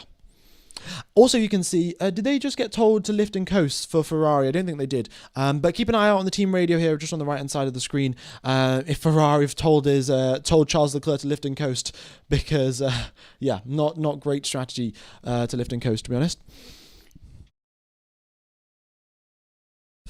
Okay, Norris purple through the first sector. He's looking good, looking good. The battle of Charles Leclerc and Lando Norris. What cinema! Great defense from Leclerc. Honestly, yeah, he is the Monegasque Minister of Defense. I don't think the Monaco even has an army or a Minister of Defense because they're such a small country. But he's defending like he is that, because Lando Norris cannot find a way past. He is gaining. He has the slipstream. He has the DRS, the overtake, everything. But nothing is working out. But also, from Lando Norris's perspective, is it such a bad thing to be stuck there in 3rd place? Sort of, but also Oscar Piastri stuck down there in 5th position. And he is also, I'd like to point out, Oscar Piastri 4 seconds off the back of Lewis Hamilton. So maybe Oscar is going for a 100% commitment 1-stop strategy, and that's why he's off the back of Lewis. But it seems a little bit unusual. And if you compare the lap times, they're doing all right for the gaps between Norris and Piastri, except Piastri's in clean air, Norris is in dirty air. So Piastri not looking so good at this current moment in time, but maybe that'll change as we get out later on into the stints. What is lifting and coasting? Lifting and coasting is essentially when you're going in towards a corner, instead of going full on the power and then full onto the brake, you lift off the power and you sort of just coast. That's coasting essentially. You're not on the power, you're not on the brakes, you're sort of just slowly decelerating. At that point, you're not using any fuel, and it also is less harsh on your brakes. And yeah, that's essentially lifting and coasting. Charles Leclerc got told to do a lot of it at Singapore. All right, 18 laps of this race have been completed, and 40 laps remain. We've got Yuki Tsunoda still in 7th position, and we've got Hülkenberg in the points alongside Fernando Alonso, and still up there on the top, Charles Leclerc in 2nd place. All right, why doesn't Charles Leclerc pit to change tyres? Those soft must be mushed by now. Well, Charles Leclerc's hanging on, and he's also holding up Lando Norris, which is helping him out. The other thing is, the longer Charles Leclerc goes on these soft tyres, is the much more likely it is that he's able to pull off a 1-stop. Let's say he pitted 4 laps ago, it would be pretty much confirmed 100% a 2-stop race. But now, if he goes to maybe lap 20, maybe lap 22, he will be able to maybe do a 1-stop strategy. So that's what's in it from Charles Leclerc's perspective. Yeah. All right, then. Track temperature still up at 46 degrees Celsius, and air temperature is reasonably high as well at 29.6 degrees. The pit time, drivers lose 20.6 seconds in the pit lane. So, you'll see if Norris comes into the pits right now, he's going to come out just ahead of Fernando Alonso and behind Nico Hülkenberg. So he's got a reasonable amount of clean air there, has Lando Norris, but it's cutting a little bit close there with Fernando in terms of lap time. Okay. Where will Verstappen come out, actually, if he comes into the pits? He will come out just behind Yuki Tsunoda and just ahead of Oliver, and not exactly the best place to be. He wants a little bit more clean air, ideally, and maybe also a Grand Slam, so who knows. Devarash, thanks for joining the channel membership. Very much is appreciated, buddy. We've got a lot of channel members this weekend. Actually, it says here on YouTube, 21 new channel members. That's fantastic. I think we only had like 50, so we've nearly increased it by 50%, which is fantastic. Yeah. Oscar Piastri looks to be pushing a little bit harder now. He's set a personal best lap time, whereas everyone else was setting yellow lap times. You can also see here, if you see the entire lap being completely yellow for all of the drivers, you can tell they're doing tyre management. If you see multiple green sectors here, then they're pushing a little bit harder.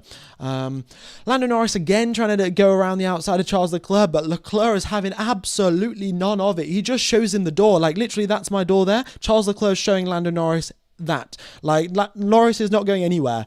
And Hamilton is closing up. 1.1 seconds is the gap now. Norris, has he got another track limits? It looks like he may have exceeded track limits. However, if it's in the battle of racing, the FIA tend to let them get away with it and not penalise them. So we'll look into that a little bit later on. All right. Carlos Sainz, smooth operator. Unfortunately, it's not a smooth operation today, and he had a collision with Antonelli and had to DNF from the race. Okay, 35,000 people tuned into live stream. Thanks everyone for tuning in. Folks, be sure to hit the like button. Be sure to subscribe. Goes a long way to helping out the channel. And hopefully we can get a few more people watching the live stream. Also, if you could hit the subscribe button. I set the target a little bit too high today. I don't know why I did that. I think it should be 206,000 subscribers. So, yeah, if we could hit a subscriber target, that'd be mega. We're, 1,100 subscribers away. Oscar is pushing now. I predict he's pitting soon. Yeah, Oscar, I think that's another personal best lap time there from Oscar Piastri. So, yes, he will be pushing a little bit harder now and then coming into the pit soon enough. Norris, again, trying in towards turn number 12, but super duper late on the brakes. Closes up, nearly crashed into the back of Charles Leclerc, actually. But no, Charles Leclerc is defending like an absolute champ here. Franklin, thanks for joining the channel membership. That is fantastic. Now 23 new channel members today. That is incredibly mega. Verstappen is 10 seconds clear. Oh my goodness me, he is. Verstappen is 10 seconds clear. Just comparing the lap times here, Max Verstappen's previous lap, a 136.5. Charles Leclerc's previous lap, a 140.6. That's a 1 second gap just on the previous lap alone. That is the difference between the used softs and the used mediums. And yeah, Charles Leclerc is still just defending like a hero for all of the Max Verstappen fans. And Lando Norris has been given the black and white flag here, ladies and gentlemen. So one more track limits extension for Lando Norris, and that is a 5-second time penalty. He's got to be super careful. Nobody got a black and white flag yesterday, but that was only 19 laps of racing. We've now got 56 today, and yeah, Norris is already on the brink. He's on the edge of getting a 5-second time penalty, which could be very, very brutal, because he'll have to serve that in the pit stops. So let's just imagine now he serves the 5-second time penalty. He comes out just near Oscar Piastri, maybe even behind him. So, yeah, it's not great. Again, super duper close in towards 12. This is interesting. This is the closest Norris has ever been, actually. And this time now, he's got the DRS, he's got the slipstream. Leclerc, I don't know how much battery he's got left, but Lando Norris has certainly got a lot more. And Leclerc going all the way to the inside. They're both on the dirty part of the track. Are they going to outbrake themselves? No, they're not. Lando Norris makes it through finally. He gets ahead of Charles Leclerc. The rear slides ever so slightly, and Charles Leclerc put up a valiant defense for multiple laps now. Lando Norris has been released into 10 seconds worth of clean air. Sheps, thanks for joining the channel membership. And let's see now. Will Leclerc be able to stay within DRS range? All he's got to do, he's within DRS for this DRS detection point there that he's just passed. So he will have DRS coming down the main straight. Is that going to be enough, though, to stay on the back of Lando Norris and maybe give one more attempt? Charles needs to pit. He probably does. At this point, it's good enough. Lap number 22. Pop yourself on some hard tyres and go to the end of the race. They're not the quickest tyres in the world, but you will be doing only one pit stop. So Who knows? Let's see what Leclerc can do, though. He's 7/10 off the back of Norris right now, and as they enter sector number 1, and in fact, he closes up that gap. He gains up by a 10th, and, both drivers pushing super hard. Norris's tyres are overheating. Leclerc, this is the first time he's dealing with the dirty air in this race, and, yeah, look at that. He just drops out of it. The soft tyre's not good enough anymore. 0.061, sorry. And Leclerc has not got DRS on Lando Norris as they head towards turn number 12. Hamilton has got DRS, so I suspect Ferrari will do a swap and will get Charles Leclerc into the pits very soon. At least that's what they should do if the Ferrari team is sensible.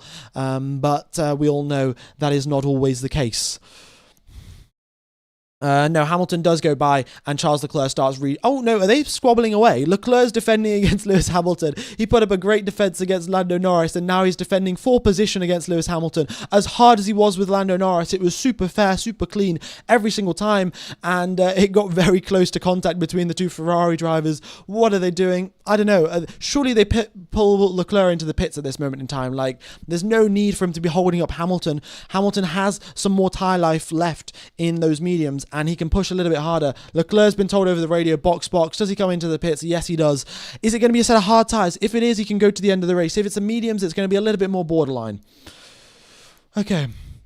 How do you watch F1 for free using a VPN? It's this is what you do. You get Surfshark VPN using the link in the description. You join an Austrian VPN server. Then you go on to Google, search ORF F1, and once you've done that, you can watch the Formula 1 coverage. Yeah, Charles Leclerc's in the pits. Does he come out in a bunch of clean air? Yes, he does. Oh, does he come out ahead of Fernando Alonso? It's going to be close in towards turn 1. No, it's clear enough. And Charles Leclerc's ahead of Alonso. Good enough for him. Hamilton purple in the first sector. You can see there Hamilton clearly had a lot of pace. And he's now going to be trying to chase down Lando Norris with that.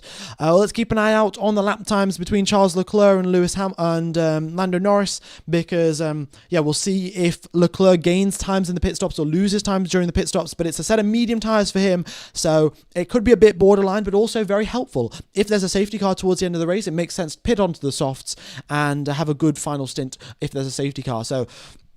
But you could get away with it. A very big if, and Leclerc's done some pretty good tyre management on soft tyres, so he should be able to do a similar thing with the mediums to go to the end of the race, but only time will tell. And yeah. All right then. Here we go, folks. Max, 11 seconds up in the lead. What can you say to this guy, man? He is driving off into the sunset and doesn't really care. Lewis is up into P3. Indeed he is. Of course, it's not a net P3 once you take into account all the pit stops. But Charles Leclerc through the first sector, still a little bit more time for his tyres to get warmed up. 40.3. He's about half a second down on Norris's middle sector time. All right. Incredible. We've got 37,000 people tuning into live stream. Thanks everyone for tuning in. Be sure to hit the like button. Be sure to subscribe. Very much is appreciated. And yeah. I don't know what else I was going to say, but all the good YouTuber stuff. All right, but Leclerc, one of the first front runners to come into the pits. Stroll still hanging it out there on the soft tyres. He's somehow still got some tyre life left in those. He'll be looking to do a one-stop as well, I think. And Max still has got pace, though. You can see that first sector demands a lot of your tyres, and it's a 26.5 there from Max Verstappen through the first sector.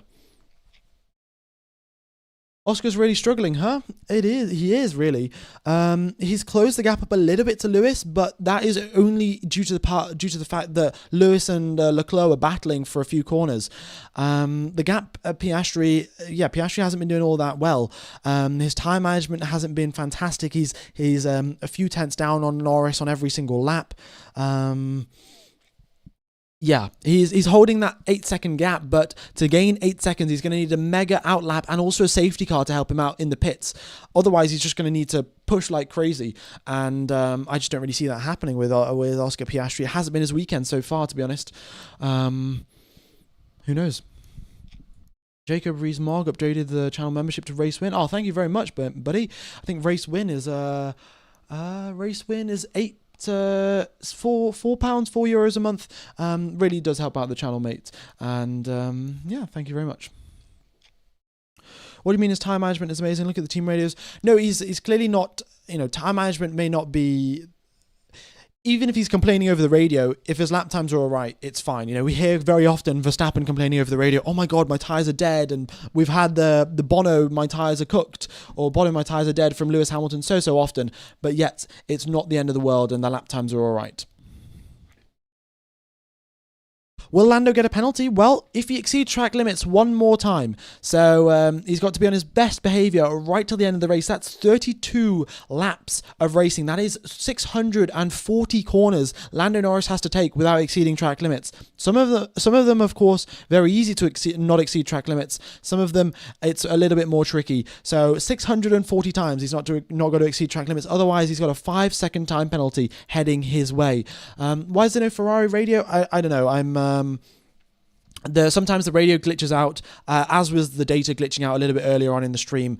It is a little bit temperamental, and I do apologise. Okay. We've got a few more lap times deleted. Alonso's got a lap time deleted. So is Antonelli. So is Leclerc. So is Hamilton. 4 drivers now with lap times deleted. All right. What happened to Sainz? Collision with Antonelli, and he had to retire from the race. Okay. Yeah. Max Verstappen, though, is our race leader. Started the race from pole position, is 11 seconds off into the distance. Lando Norris unable to close that gap on the previous lap, 1/10 of a second slower. And Piastri on the previous lap, 1 full second slower than his teammate. I don't know if Norris is going to do a 2-stop, but it doesn't look likely. We're now approaching the halfway point of the race, and the medium tyres still looking reasonably strong. Drivers are complaining with the front left, but it is what it is. 180 with the Rafts. Thanks for the channel membership. Very much is appreciated. Now 25 new members. All right, I'm going to have a quick sip of water.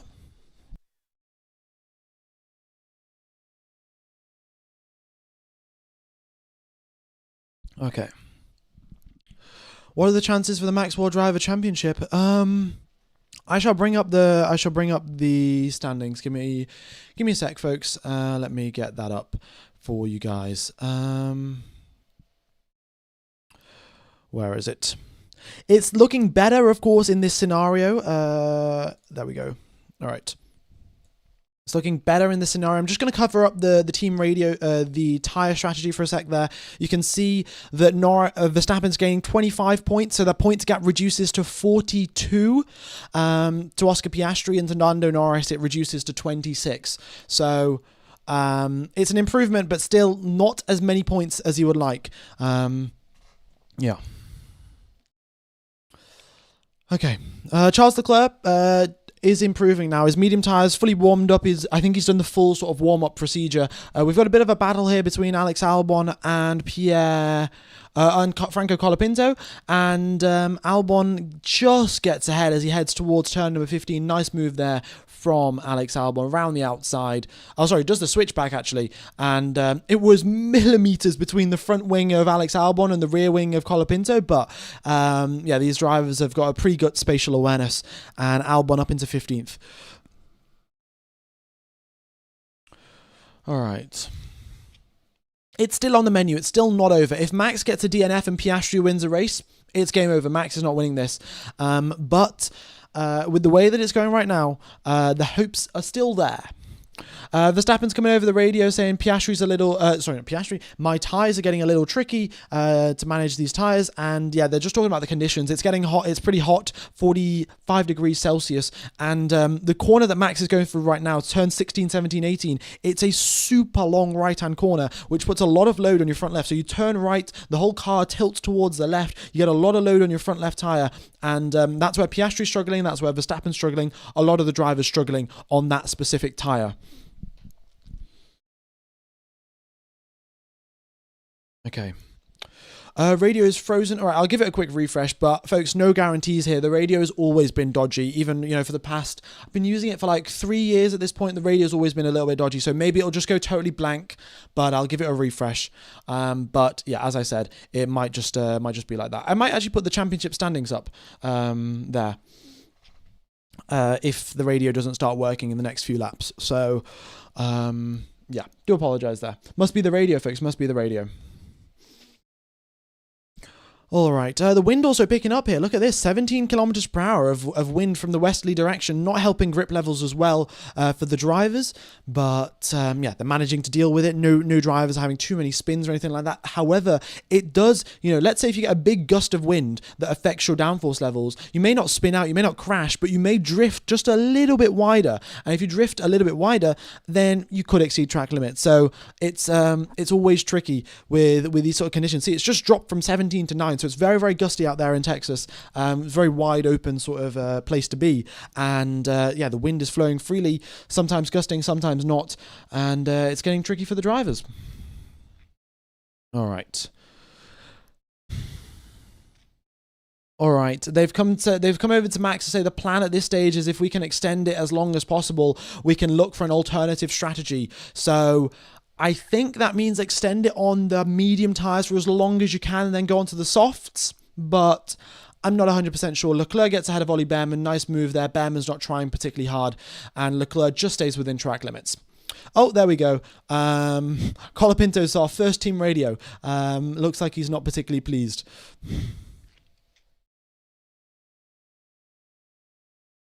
All right, we've got... Yeah, we've just passed the halfway point of this race here, folks. And looking all right. Yeah, oh, there we go. Team radio is working. Good to see. Oh, yeah, it did say Colapinto's radio is clearly broken, but everyone else's seems to be fine. Yeah, look at this. Ocon's been told to change his brake balance and stuff like that. Fantastic. Great. Yeah, January 1984 is normally the sort of reset time for all of the computer systems, because I think most of the computer stuff was invented in the 1980s, so they decided, as a 000 time, we're just going to set the 1st of January in 1970 as the initial date, and it can never go before that. I think there was a glitch many years ago where if you set your iPhone to the year before 1970, it would crash or something, but I have no idea. Very, very long time ago. Stroll and Hadjar into the pits.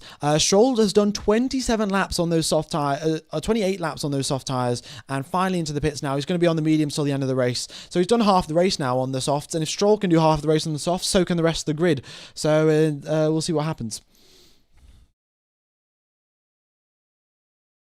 All right, Max is on a monster drive. Indeed he is. I mean, when is Max not really on a monster drive? There's been very few occasions this season where Max has been making significant mistakes and stuff like that. Charles Leclerc racing Yuki Tsunoda. It's getting very, very close. Both of them dancing on the limit of grip here. The rear is sliding ever so slightly as they go through the final sector, but Charles Leclerc just gets ahead of Yuki Tsunoda. Tsunoda tries to defend to help out his teammate, but it's not really going to matter in the end because Verstappen is 11 seconds up the road. Hadjar slow pit stop. Yeah, I think it was a little bit of a slow stop there for Hadjar, but not by a huge margin. Yeah. Oh no, it must have been a huge margin. Look at how far back he is from Pierre Gasly. I don't know if it was a slow stop, but I did see someone get a 5.3 second stop. Tsunoda's into the pits now. Is that going to be a quick stop for the Red Bull crew? Ooh, front left tire doesn't work as expected, and it is a 3.4 second stop. Not quick enough. And is that going to drop him out in a little bit of traffic? Here comes Kimi Antonelli. Will Tsunoda come out ahead of Antonelli? It's going to be close as they go up the hill, and no, Tsunoda is comfortably in 11th position. Alrighty. And yeah, we got 37,000 people tuning into the live stream. Thanks everyone for tuning in. Oh, they've come over the radio. Oscar Russell is within undercut range. Would you prefer to pit first onto the softs and let him go past and have to pass on track? And Piastri says he'd probably go first. So Piastri doesn't want to get undercut. And yeah, that is correct. Russell is 1.4 seconds behind. So that's one good outlap. And Russell will be overtaking Oscar Piastri. So, McLaren have got to get a move on and not get undercut by by George Russell. And to be fair, we're at the halfway point of the race. At the start of the race, you have an extra 100 kilograms worth of fuel in the car, so your tire wear is all that bit higher because you've got extra weight in the car. Now, at this point in time, we've lost 50 of the 100 kilograms worth of fuel, so the car's a little bit lighter. You can probably put on the softs and be A-okay to the end of the race. It will be a little bit borderline if a safety car comes out towards the end, because... yeah, then you're going to be on very used soft tyres against other drivers that may be on fresh softs, but you sort of have to take that risk. Charles Leclerc, purple, in the purple lap, actually, 138.6, goes quite a bit quicker than Max's personal best. So good to see there from Leclerc. Got some pace and a nice smooth stop there from Oscar Piastri out onto the circuit with a set of soft tyres. So as expected, he's out on the softs. Looks like my strategy skills are on point today. Yeah, good to see a quick stop there from the McLaren boys. They've been messing up pit stops actually a little bit, and so essentially what I want to say is it's actually quite interesting what the teams do to try and optimize their pit stops, make them as perfect as possible. So they have like 18 metrics or something. They have 18 different things that they measure every time a pit stop happens. They measure the difference between the first tire going on, the second tire going on. They measure the difference between the tires coming off the wheel, and then how much time before the next fresh set of tires gets onto the wheel hub. Like, they have loads of different metrics, and these guys are like measured to... So, they're measured to a stopwatch in the same way that Formula 1 drivers are measured to a stopwatch, but it's an 18-team, basically, dance choreography of taking off the pit tyres, then putting them back on again within split seconds. You've got to have absolutely perfect timing. All right, Charles Leclerc is looking good. Piastri is not under threat of getting undercut by George Russell by the looks of it. Hamilton's into the pits as well. We'll see what happens there with him, but Leclerc comes out ahead, and yeah. Leclerc comes out ahead because, of course, he pit earlier, so it makes sense that he came out ahead. If that's what Hamilton wanted, probably not, but they were on different strategies. Leclerc started the race on the softs, Hamilton started it on the mediums. All right. Well, that zoom is so funny. Indeed, yeah, it just randomly happens. Like, it's normally when I do this, like, somehow I just hold my hand up and then it thinks that I want it to zoom it in. But yeah. F1 Gamer, who's your favourite driver? My favourite driver is Seb Vettel. Seb Vettel, there's no doubt about it.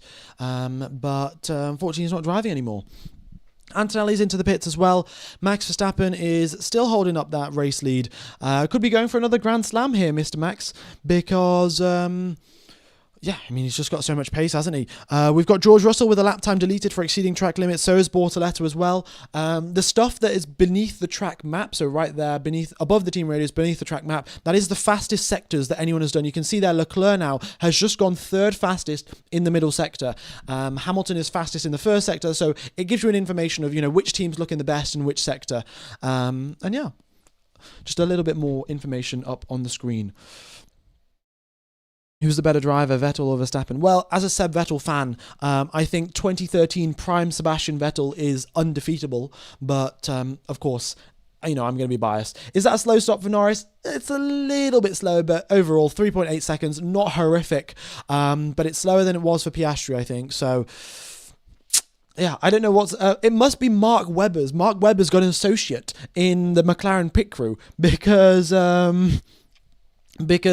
every time Lando Norris comes in to get a pit stop, it's slow. Like, and here comes Max Verstappen now. He's been told over the radio to box. And, folks, wait, has Norris just come out behind Charles Leclerc? He has. Norris has been undercut by Charles Leclerc. Good job, Ferrari. Nice strategy. However, Leclerc now will have a big old defensive task to do. He's got to defend against Lando Norris, who's going to be on quicker, fresher soft tyres, and... yeah, Leclerc's going to be on a bit more of a used medium set. We'll see if it works, but Max is not really doing an overcut. He's sort of just holding his lead. But if he comes into the pits now, he's going to retain the lead of this race, and he could still go on to get a Grand Slam. So, It's looking good for there. Oh, Lando Norris, did he just exceed track limits? Oh, it was so close, actually. He locked up going into turn 12. Russell locked up at the exact same place. He exceeded track limits, and that came through about 2 minutes ago. But Lando Norris locks up. Is that also on a fresh set of tyres, or was that the used set? I can't remember, but... not ideal there from Norris, and if he does have another lockup and go in deep or whatever, that is going to be a 5-second time penalty. And is that a quick stop for Red Bull? Indeed it is. Max Verstappen gets out in 2.6 seconds. Good to see. Norris goes purple in the middle sector. He's trying to chase down Charles Leclerc. Of course, that's his task. And Russell also, I think, comes into the pit lane. There we go. So it has been, everyone has come into the pits now, apart from Nico Hülkenberg, who is still going out strong on those medium tyres for 33 laps. All right. Here we go then. So Hülkenberg actually comes into the pits, just as I say, he's been going on for 33 laps, so he's into the pits now, and that is everyone coming through the pits. So anyone that's listened to this like a sort of radio broadcast, I'm quickly just going to read out the positions. We've got Verstappen in the lead, Charles Leclerc in second place, Norris in third, Hamilton fourth, Piastri fifth, Russell sixth, Tsunoda seventh, Behrman eighth, Hülkenberg ninth, Albon 10th, Alonso 11th, Lawson 12th, Bortoletto 13th, Stroll 14th, Ocon 15th, Gasly 16th, Antonelli 17th with the fastest lap of the race, and Hadjar 18th and Colapinto 19th with Sainz with a DNF. So, yeah, that's your standings after the first round of pit stops, folks. Some drivers gained a few positions, some drivers lost a few. Alex Albon up 8 places. He's got to be my driver of the day, folks. Alex Albon, what a drive he's had. Also, Yuki Tsunoda, he's up 6 positions. That is good to see. Stroll as well is up 6 places. So a lot of drivers gaining quite a few points there. All right, so this is the gaps, folks, right to the end of the race. It looks like it's going to be a one-stop. Pirelli predicted a two-stop. We had warm track temperatures, as you can see there on the right-hand side, slightly to the left of me. We had 46 degrees track temperature, but I guess for a two-stop, maybe we needed 50 degrees track temperature. Either way, unless the safety car comes out, it's probably going to be like this to the end. However, Lando Norris is fast approaching on... Oh, yellow flag. Okay, well, I spoke maybe a little bit too soon. What's that? Someone spun around. That's, is it Behrman? Is it who is it? Ollie Behrman, I think, has just spun out. Yeah, Ollie Behrman at turn number 8 had a bit of an incident. We'll get a replay of that, but he stays in 8th position, is it? Or maybe I've just misseen what happened. Was it Behrman? It was Behrman that spun, okay. But he's just ahead of Nico Hülkenberg now. We've got the replay. Let's see what's happening. Behrman was trying to overtake Yuki Tsunoda, so he was, 4 seconds up the road, goes onto a grass patch. Oh, that is unfortunate there for Behrman. Yeah, he just, didn't judge where the grass was properly, touched a little bit of the grass, and then... Oh, no, he touched a little bit of the grass, and he said he moved under braking. I guess, yeah, Tsunoda definitely moved under braking. Oh my God, that is very clear. Tsunoda basically just steered while braking. Behrman had nothing else to do apart from go onto the grass. So Tsunoda might actually get a penalty for that one, and Behrman also loses out a position to Hülkenberg. They show a picture of David Behrman, his dad. It's good to see his dad rather than not his girlfriend, but... yeah, no, his dad obviously not pleased about that one. All right, how to watch Formula 1 for free, folks. If you are interested in watching the Formula 1 coverage, we've got about 600 people doing it using this method. You get Surfshark VPN using the link in the description.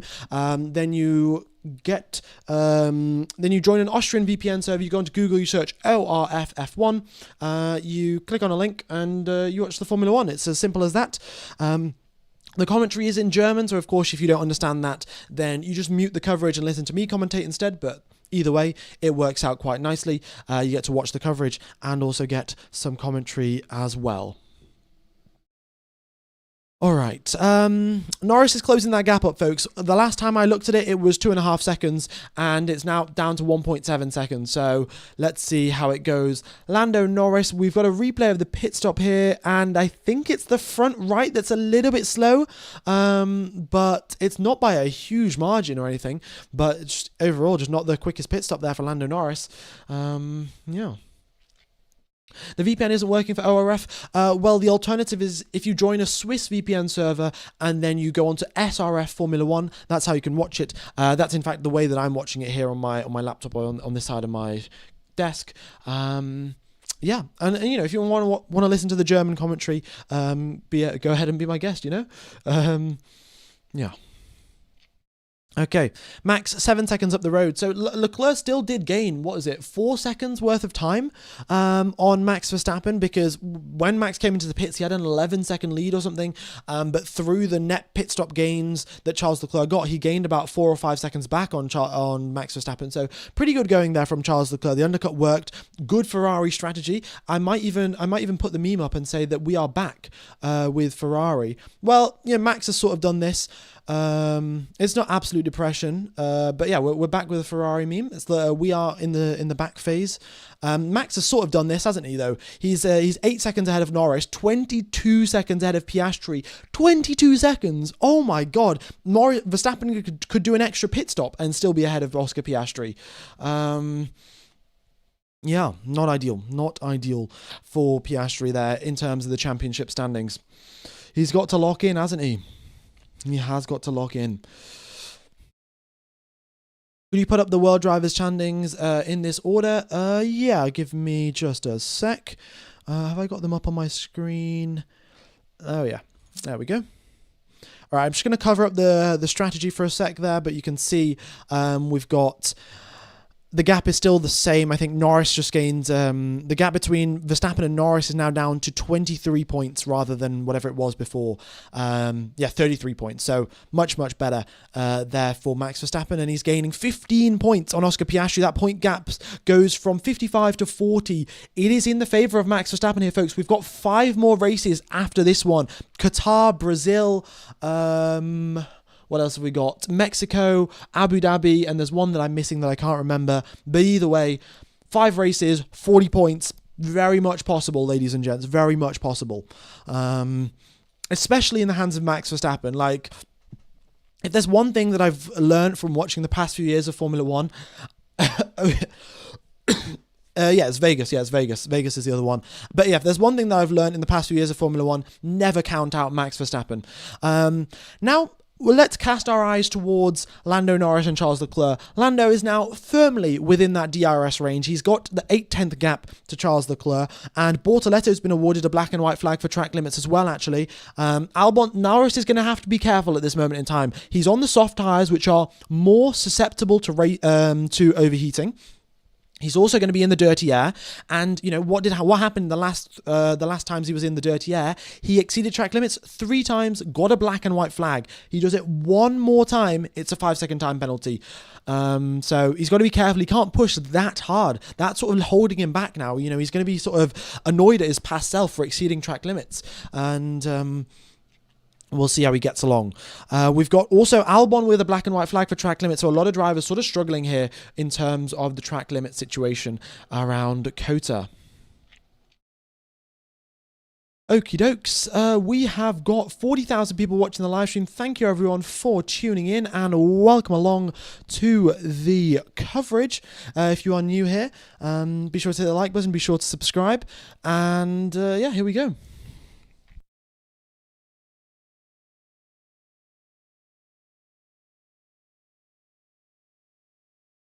We're going to be having some very, very good racing between Lando Norris and Charles Leclerc. Here we go, folks.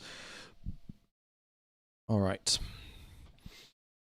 What's it going to be? What is it going to be for Lando Norris? He's got the DRS on this occasion, heading his way up towards turn number 1, getting a few extra kilometers per hour. He's, of course, got a slightly lower downforce setup as well on his car, which means that he does have that extra little bit of top speed, which he would have normally had. The McLarens typically run pretty high downforce levels, but this weekend they've knocked it down a little bit and a little bit more top speed in McLaren's favour. So, we'll see if that helps him out, pull off an overtake. It didn't help him out much at the start of the race, and Leclerc was defending like a boss.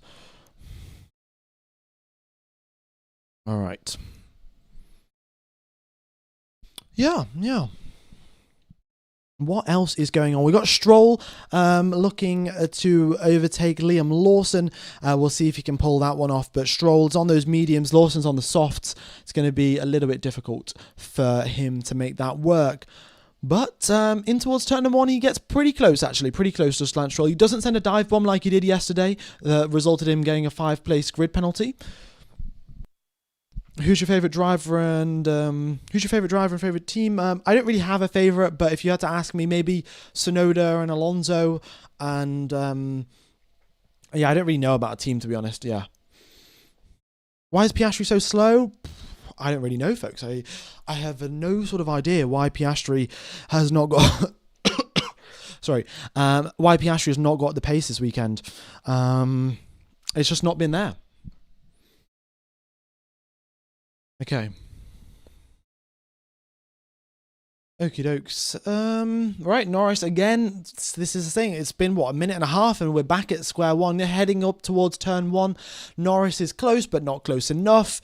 And he needs a mistake from Charles Leclerc. How often does Charles Leclerc make mistakes? Not all that frequently. And of course, Leclerc has the advantage of the clean air. He's got 7 seconds worth of clean air. He knows that he's unlikely to be winning this race. So... you know, he's going to take it nice and comfortable and hold Lando Norris back. Norris, super smooth on his throttle application, actually going through these S sections and the steering as well.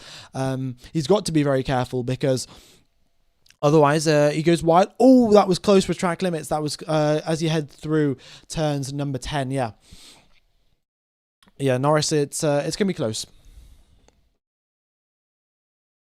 What happened to Sainz? Sainz crashed into Antonelli at the start of the race, or on lap number 5. But yeah, either way, that's why he is out. Alrighty then. Norris again, still too far back. Leclerc is putting his car in the exact right place. All right, folks, I want to ask you guys, how many of you think is Leclerc going to hold on to second place, or is Norris going to get there? Norris over the radio saying, yeah, man, the tyres are gone. Mate, you're on these tyres for 13 laps. Like, what's happened there? Leclerc was on the soft tyres for 25 laps and he was fine. Admittedly, you know, complained a little bit, but Norris has just said these tyres are gone after 13. That's partially, of course, down to the dirty air a little bit, but... let's do a poll actually. Do you think, is Leclerc going to be able to hold, will Leclerc hold P2? All right, let's see. Kimi Antonelli has been given track limits warning. That's the black and white flag for Kimi Antonelli as well. That is also his 3rd track limit extension. So loads of drivers exceeding track limits today. And yeah, what can I say? But you know, none of the drivers that have got a 5-place grid penalty, that have got a black and white flag, none of them have actually gone on to exceed track limits again. So you know, they're sort of staying well within their limits at that point. 75% of people think Charles Leclerc is going to hold on. Well, he's got 16 laps of defensive driving to do, folks. It's going to be a mega finish till the end because 16 laps, a single mistake, and it's game over. That's what, 320 corners that Leclerc could make a mistake, but he's going to try and hold up Lando Norris. Going in towards turn number 12, again, Lando Norris, he looks to the inside, still too far back to get a move done. All right. Also, folks, if you haven't hit the like button, be sure to do so. It goes a long way to helping out the channel. Hopefully, we can make our way towards 8,000 likes. And we're not too far from our subscriber target as well of 206k subscribers. We're, what, 760... I don't know. I can't do the maths anymore. 600 and something. But yeah, be sure to hit the subscribe button. Be sure to hit the like button as well. Norris has used all of his tyres up. He's losing grip. Maybe he is losing grip. Maybe that's a fake message. You know, we've seen it so many times in the past where Lewis Hamilton over the radio says, Bono, my tyres are gone. Bono, I'm cooked. Whatever. And then the next lap, he'll set a fastest lap of the race. So... yeah, do I really believe Lando Norris when he says his tyres are gone? Actually, right now I do, because that gap is now he's dropped out of DRS. 1.8 seconds is the gap. Not great there from Lando Norris. On the previous lap, he was 4/10 slower. In the first sector, he was 5/10 slower. Lando has lost a whole chunk of lap time, and now his strategy is going to be... well, sitting behind Charles Leclerc, hoping to recharge his battery, hoping to cool down his tyres and then go again. The other thing that I would like to comment, folks, is that this very much is sort of going to be like, you know that meme where you have this guy that takes photos of himself like for like 12 years straight, where he's like sort of growing up. It's pretty much going to be that, I have a feeling, with Lando Norris trying to overtake Charles Leclerc. That's how long it's going to be. And you just play this meme of this guy growing up from like 10 years old to 20 or something. Yeah. Ever Van der Put, thanks for joining the channel membership. Now there's 27 channel members this stream. That is incredible. Thanks everyone for tuning in. And yeah. F1 Gaming, can we see the speed trap leaderboard? Yes. You know, I don't think too many team radios are coming through. I'll move my webcam for a little bit so you guys can see the speed traps, and then I'll move it back. But oh wait, give me a sec. There we go. The fastest driver through the speed trap, Carlos Sainz, he got that with a slipstream and a tow. But apart from that, we, you know, Norris is doing 333 kilometers per hour. Charles Leclerc is doing 330. So it's pretty bog standard stuff, to be honest. Nothing really is all that exciting because this speed trap record always gets broken when the driver has DRS and a slipstream. So it's not the most relevant thing in the world, to be honest. During a race, during qualifying, you know, it's very important to sort of see which setups anyone's on and stuff like that, but for the race, not too important. A lot Verstappen said something over radio. Suddenly, I'm something. It's just gone off my screen. Can someone let me know what Max just said? Suddenly, I'm sliding. Is that what he said? But he's still 6 seconds clear of Charles Leclerc, so it's not the end of the world. Ember Fox, thanks for joining the channel membership. Who's your driver of the day, folks, actually? Who is your driver of the day? Is it going to be Yuki Tsunoda? Is it going to be Lance Stroll? Is it going to be Oliver Behrman holding that Haas still in the points? The Haas is not quick whatsoever this season, but somehow he's still holding it up in the points.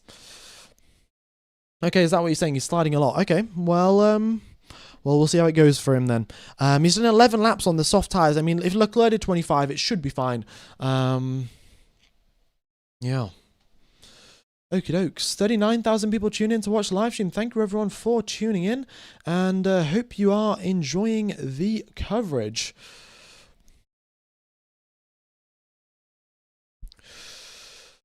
Okie dokes.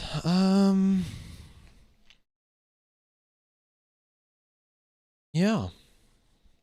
Driver of the day has to be Leclerc. To be fair, Leclerc's done a very good job, but I also think the Ferrari's pretty quick this weekend. It's not like, you know, he has done an outstanding job managing his tyres, but it's not like the Ferrari's like the slowest car on the grid or like fourth fastest or anything like that. In terms of actual pace this weekend, they are right on it. So good to see Charles Leclerc up there. But I think in terms of driver of the day, maybe Tsunoda is holding that up. Well, you know, Tsunoda should be higher. You know, he's doing better than he normally is of, you know, being out of the points and stuff like that. But as a Red Bull driver with Max up in first position, Tsunoda should be up in fourth. He should be up in third. So maybe he doesn't deserve driver of the day. I guess it's all down to your opinion, isn't it? But Antonelli still holds the fastest lap. Max Verstappen will not be getting a Grand Slam if it carries on at this rate, because if his tyres are wearing out and they've not got enough tyre life left in them, he won't be able to set a fastest lap towards the end. All right. But we're on lap number 44 of 56. 13 laps remain of this race. And, yeah, things are going well. Well, you clearly hate Charles. I mean, maybe not. But guess it's up to you guys to decide.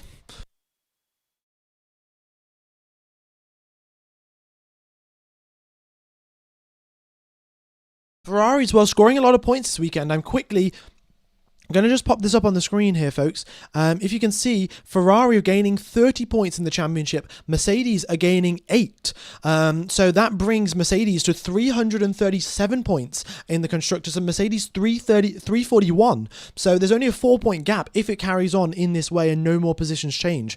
So yeah, Ferrari back in the fight for second place in the constructors, and Max Verstappen also is gaining, well, not Max Verstappen, Red Bull is gaining 31. That's a bit of a slip of the tongue there, because of course it's always, we've pretty much always called it Max Verstappen Racing, but Tsunoda's scoring some points today as well, and they are going to be on 331, so they're only 10 points behind Mercedes, so the fight for second place in the constructors is really warming up.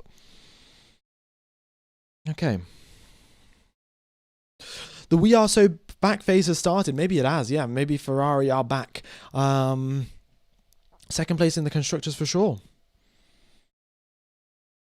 Must they use the hard tires even if it's not needed? No, the way that it works is you only need one, you only need to use two different sets of tires. So you can use the softs and the mediums, or you can use the hards and the softs, or you can use, yeah, essentially that's what it is.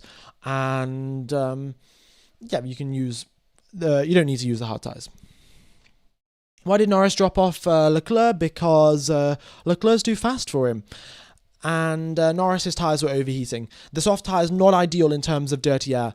And I think that's, when the roles were reversed, where Leclerc was on the softs and Norris was on the mediums, Norris had a bit more sort of thermal resilience, shall we say, of being able to keep on the back of Charles Leclerc.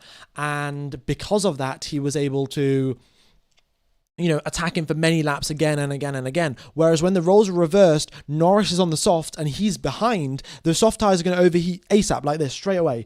And that means that Leclerc is comfortably in second place. Norris over the radio saying, yeah, I'm just slow. Well, there we go. I think that answers your question. I just don't have the grip when I'm close. I understand the car feels terrible right now, but the pace is really strong. We are from no threat from behind. When the carcass gets cooler, we'll go and get Leclerc.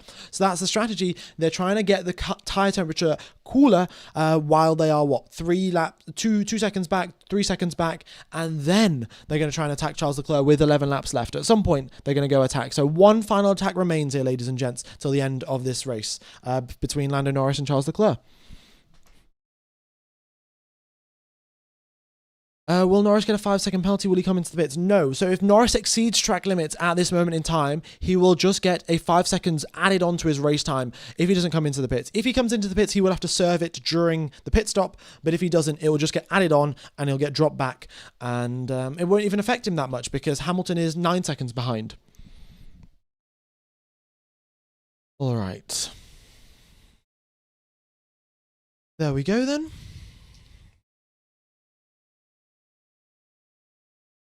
Brilliant, brilliant.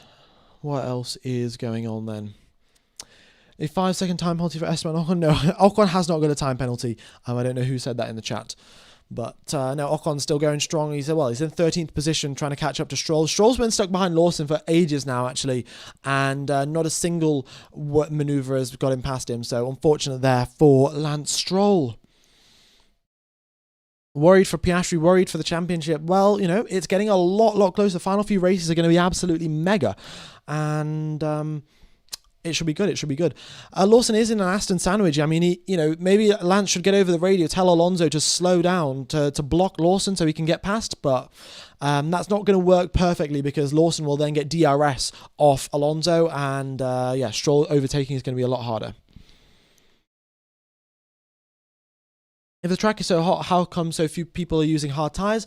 Because the hard tyres are terrible. That's the short answer, really. You can see Albon pitted after 7 laps of using the soft tyres. Hadjar and Ocon also pitted after 24 laps of using the hard tyres or so.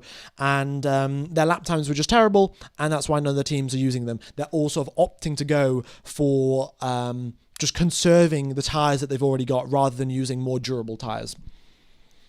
The season is shaping up for an epic end. Exactly it is. And there's going to be no papaya rules at the end. There's going to be Max versus Piastri versus Norris, which is going to be mega.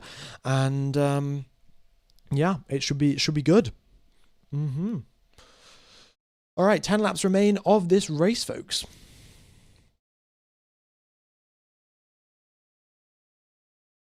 What race is next on the calendar? We have got Mexico next on the calendar, ladies and gentlemen. Mexico is the next race that we will be attending. And what a race it will be, actually. That super duper long straight. One of the longest straights during the Formula One calendar, actually. 2.1 kilometers or so. 2 kilometers, I think. Or maybe it's not 2 kilometers. But either way, it's a super long straight. And we get loads of battles at Mexico. And that's next weekend, actually. So not even a weekend's break in between.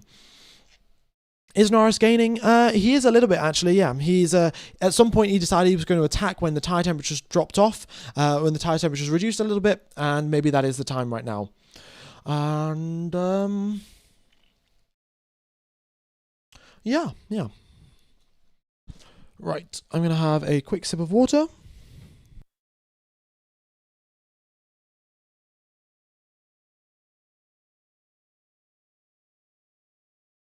The highest elevation track in the calendar, very thin air in Mexico City. Indeed it is. That's why we get the highest top speeds in Mexico City.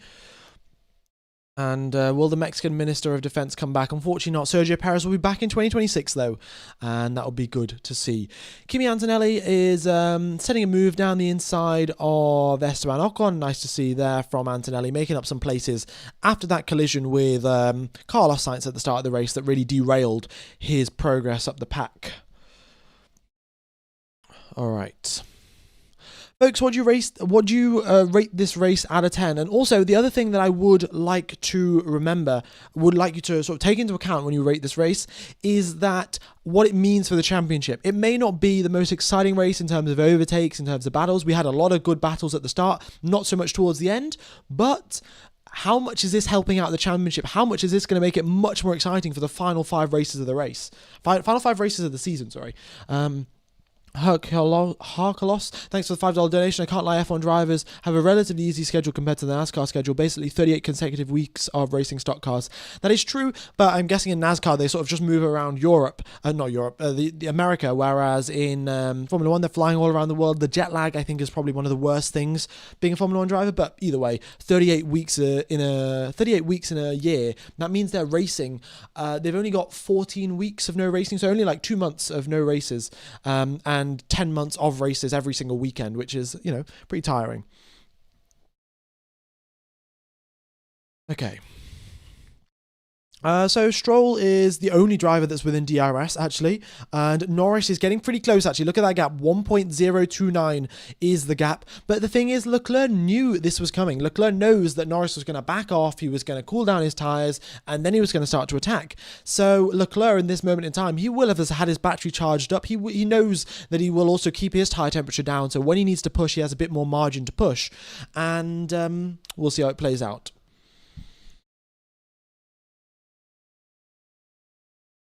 All right. Will Lando's tyres not wear out? No, he'll be able to make it to the end of the race. 29 laps is comfortable to go to the end. Norris, a little snap at the rear going through turn number 19. Still, he's very borderline on track limits, is Lando Norris. And one little slip up here and there could be, it's not even going to have any sort of impact because Hamilton's 12 seconds back. It just 100% confirms that he will not be able to overtake Charles Leclerc if he gets a 5-second time penalty. All right, F1 Gamer, who do you think is going to win the championship? Honestly, I have no idea. It's way too close to call at this moment in time. Piastri's not on the best form, and Max is doing incredible. The Red Bull has suddenly found some more pace at the final stages of the season. Norris is doing better than Piastri, so all 3 drivers converging on one singular point. It's too close to call. Norris goes purple in the first sector. Charles Leclerc goes second fastest in the first sector. Both of them pushing, and it looks like Norris has got a 60% battery charge. Leclerc 90% battery charge. This is what I'm saying. Leclerc's got a bit more defensive capability, a bit more margin to defend against Norris, and of course he's been doing it for the first half of this race as well. So here we go, in towards turn number 12. Bit too far back to get that move done for Lando. But maybe on the next lap. 7 laps remain of this race. Any chance Verstappen catches Bortoleto? No, Verstappen is quite the ways back actually from Bortoleto. He may catch him on the final lap of the race, but it's not really anything major. But Max may not get fastest lap, and I'm sure he'll want that Grand Slam to add to his tally, and we'll see if he does go for a fastest lap attempt towards the end of the race. But here comes Lando Norris then. He is within half a second of Charles Leclerc now, looking good going on to the start-finish straight. And, looks to the inside, actually, of turn number 1 to try and get a move done. He's way too far back, though. Leclerc just does the switchback. Great move there from Charles Leclerc. And he saw it coming from a mile away. Norris tried to pull off the Ricciardo dive bomb, but, he's not that guy. And what can I say? I'd have to vote Charles Leclerc for driver of the day, to be honest, actually. Incredible driving from him, incredible defensive work, and he's been the most entertaining part of today's race as well. Yeah. No, I'm sure Daniel Ricciardo is watching this and just saying to Lando Norris, like, he's not that guy. He's trying to pull off a Daniel Ricciardo dive bomb, and it's just not going to work. Let's see, though. He has got, he's going up towards turn number 12 now. He's got the DRS, he's got the slipstream, he's actually gaining rapidly in towards the inside. Does go Charles Leclerc. Norris goes even further to the inside. There's a lot of dirt and dust. Is it going to be enough to get ahead of Charles Leclerc? By the looks of it, it is. It is. He gets the inside line. He's on the dirty part of the circuit, but still has enough grip to get ahead of Charles Leclerc. Leclerc, however, is not going to give this one up easily, and he's going to try and get this overtake done. Well, he's going to try and re-overtake Lando Norris. So let's see. This also changes up the championship points as well. Not Verstappen is not gaining that many points on Norris, but Norris is gaining 8 points on Oscar Piastri. Yeah. All right, here comes Charles Leclerc then. He's got the DRS. He's 8/10ths back as he heads towards turn number 1. Keep the pressure on. He's on 3 strikes. That's what they say to Charles Leclerc, and Leclerc is going to do exactly that. 5 laps, full attack, no risk whatsoever of exceeding track limits. And Norris, a tiny little mistake. That's a 5-second time penalty, and he loses the position to Leclerc immediately. So here we go then. What's Charles Leclerc going to do? Is he going to be able to force a mistake from Lando Norris, or is Lando Norris going to drive off into the distance and not exceed track limits again? As they pass through turn number 10, the gap 1.3 seconds, ladies and gentlemen, 1.3 seconds. And Lando Norris, unfortunately, well, not unfortunately, fortunately for him, unfortunately for Charles Leclerc, is out of the DRS range. So Charles Leclerc is no longer getting that second place spot unless Norris gets a 5-second time penalty or something. So yeah. All right, I'll quickly just pop up the point standings again so you can see the difference. You can see that there's 14 points between Norris and Piastri, and then that is 40 points between Verstappen and Piastri. So it's getting close here, folks. It is getting very, very close indeed. All right. Further back, we got Alex Albon trying to overtake Esteban Ocon. Isaac Hadjar trying to overtake someone. Trying to get ahead of Pierre Gasly, and he does so, actually. F1 Gamer, what cars will be the best at the Mexico GP next weekend? Well, Mexico GP, very much about top straight line speed, top end speed, and that's very similar to Baku. Which driver won at Baku? Which driver got pole position at Baku? I think it's sort of self-explanatory, isn't it? Yeah. And that's why the "we are so back" never works. Yes, the Ferrari meme as applicable as always. In fact, well, let me get the correct one up. It is absolute depression here for Charles Leclerc. He was going to get second place, and it's no longer second place. But Hamilton is still 11 seconds off a podium. You know, we are reaching towards the end of this season, and Hamilton yet to score a podium with the Ferrari team. Not great, really. I would have expected Hamilton to score at least a podium. You know, not to be quicker than Leclerc, but I would have expected him to score a podium, and not looking so good. However, Ferrari looking stronger in the past couple of races, so maybe there's a chance. With 5 races left to go, with a lot of chaos up ahead, maybe Hamilton can get a podium. He did win a sprint, but of course, a sprint win doesn't count towards the normal sort of stats and standings and stuff like that. Okay. Hulkenberg has got more podiums than Lewis Hamilton. Indeed, he does. Indeed, he does. Get the Max Verstappen meme up. Yeah, Max has sort of just said bye-bye to the papayas, hasn't he? If I pull that up, where is it? That was yesterday. This is probably a pretty accurate representation of Piastri right now. He's not looking too good. In 5th position, losing a lot of points to his teammates. And where's the Max Verstappen one? Yeah, there's Max. That's Piastri's face right now. 5th position, losing a lot of points to Norris, losing a lot of points to Max Verstappen as well. All right, 3 laps remain of this race. We're on lap number 54 of 56. Thank you, everyone, for tuning in, and welcome along to the coverage if you are new to the channel. Yeah, it's looking good.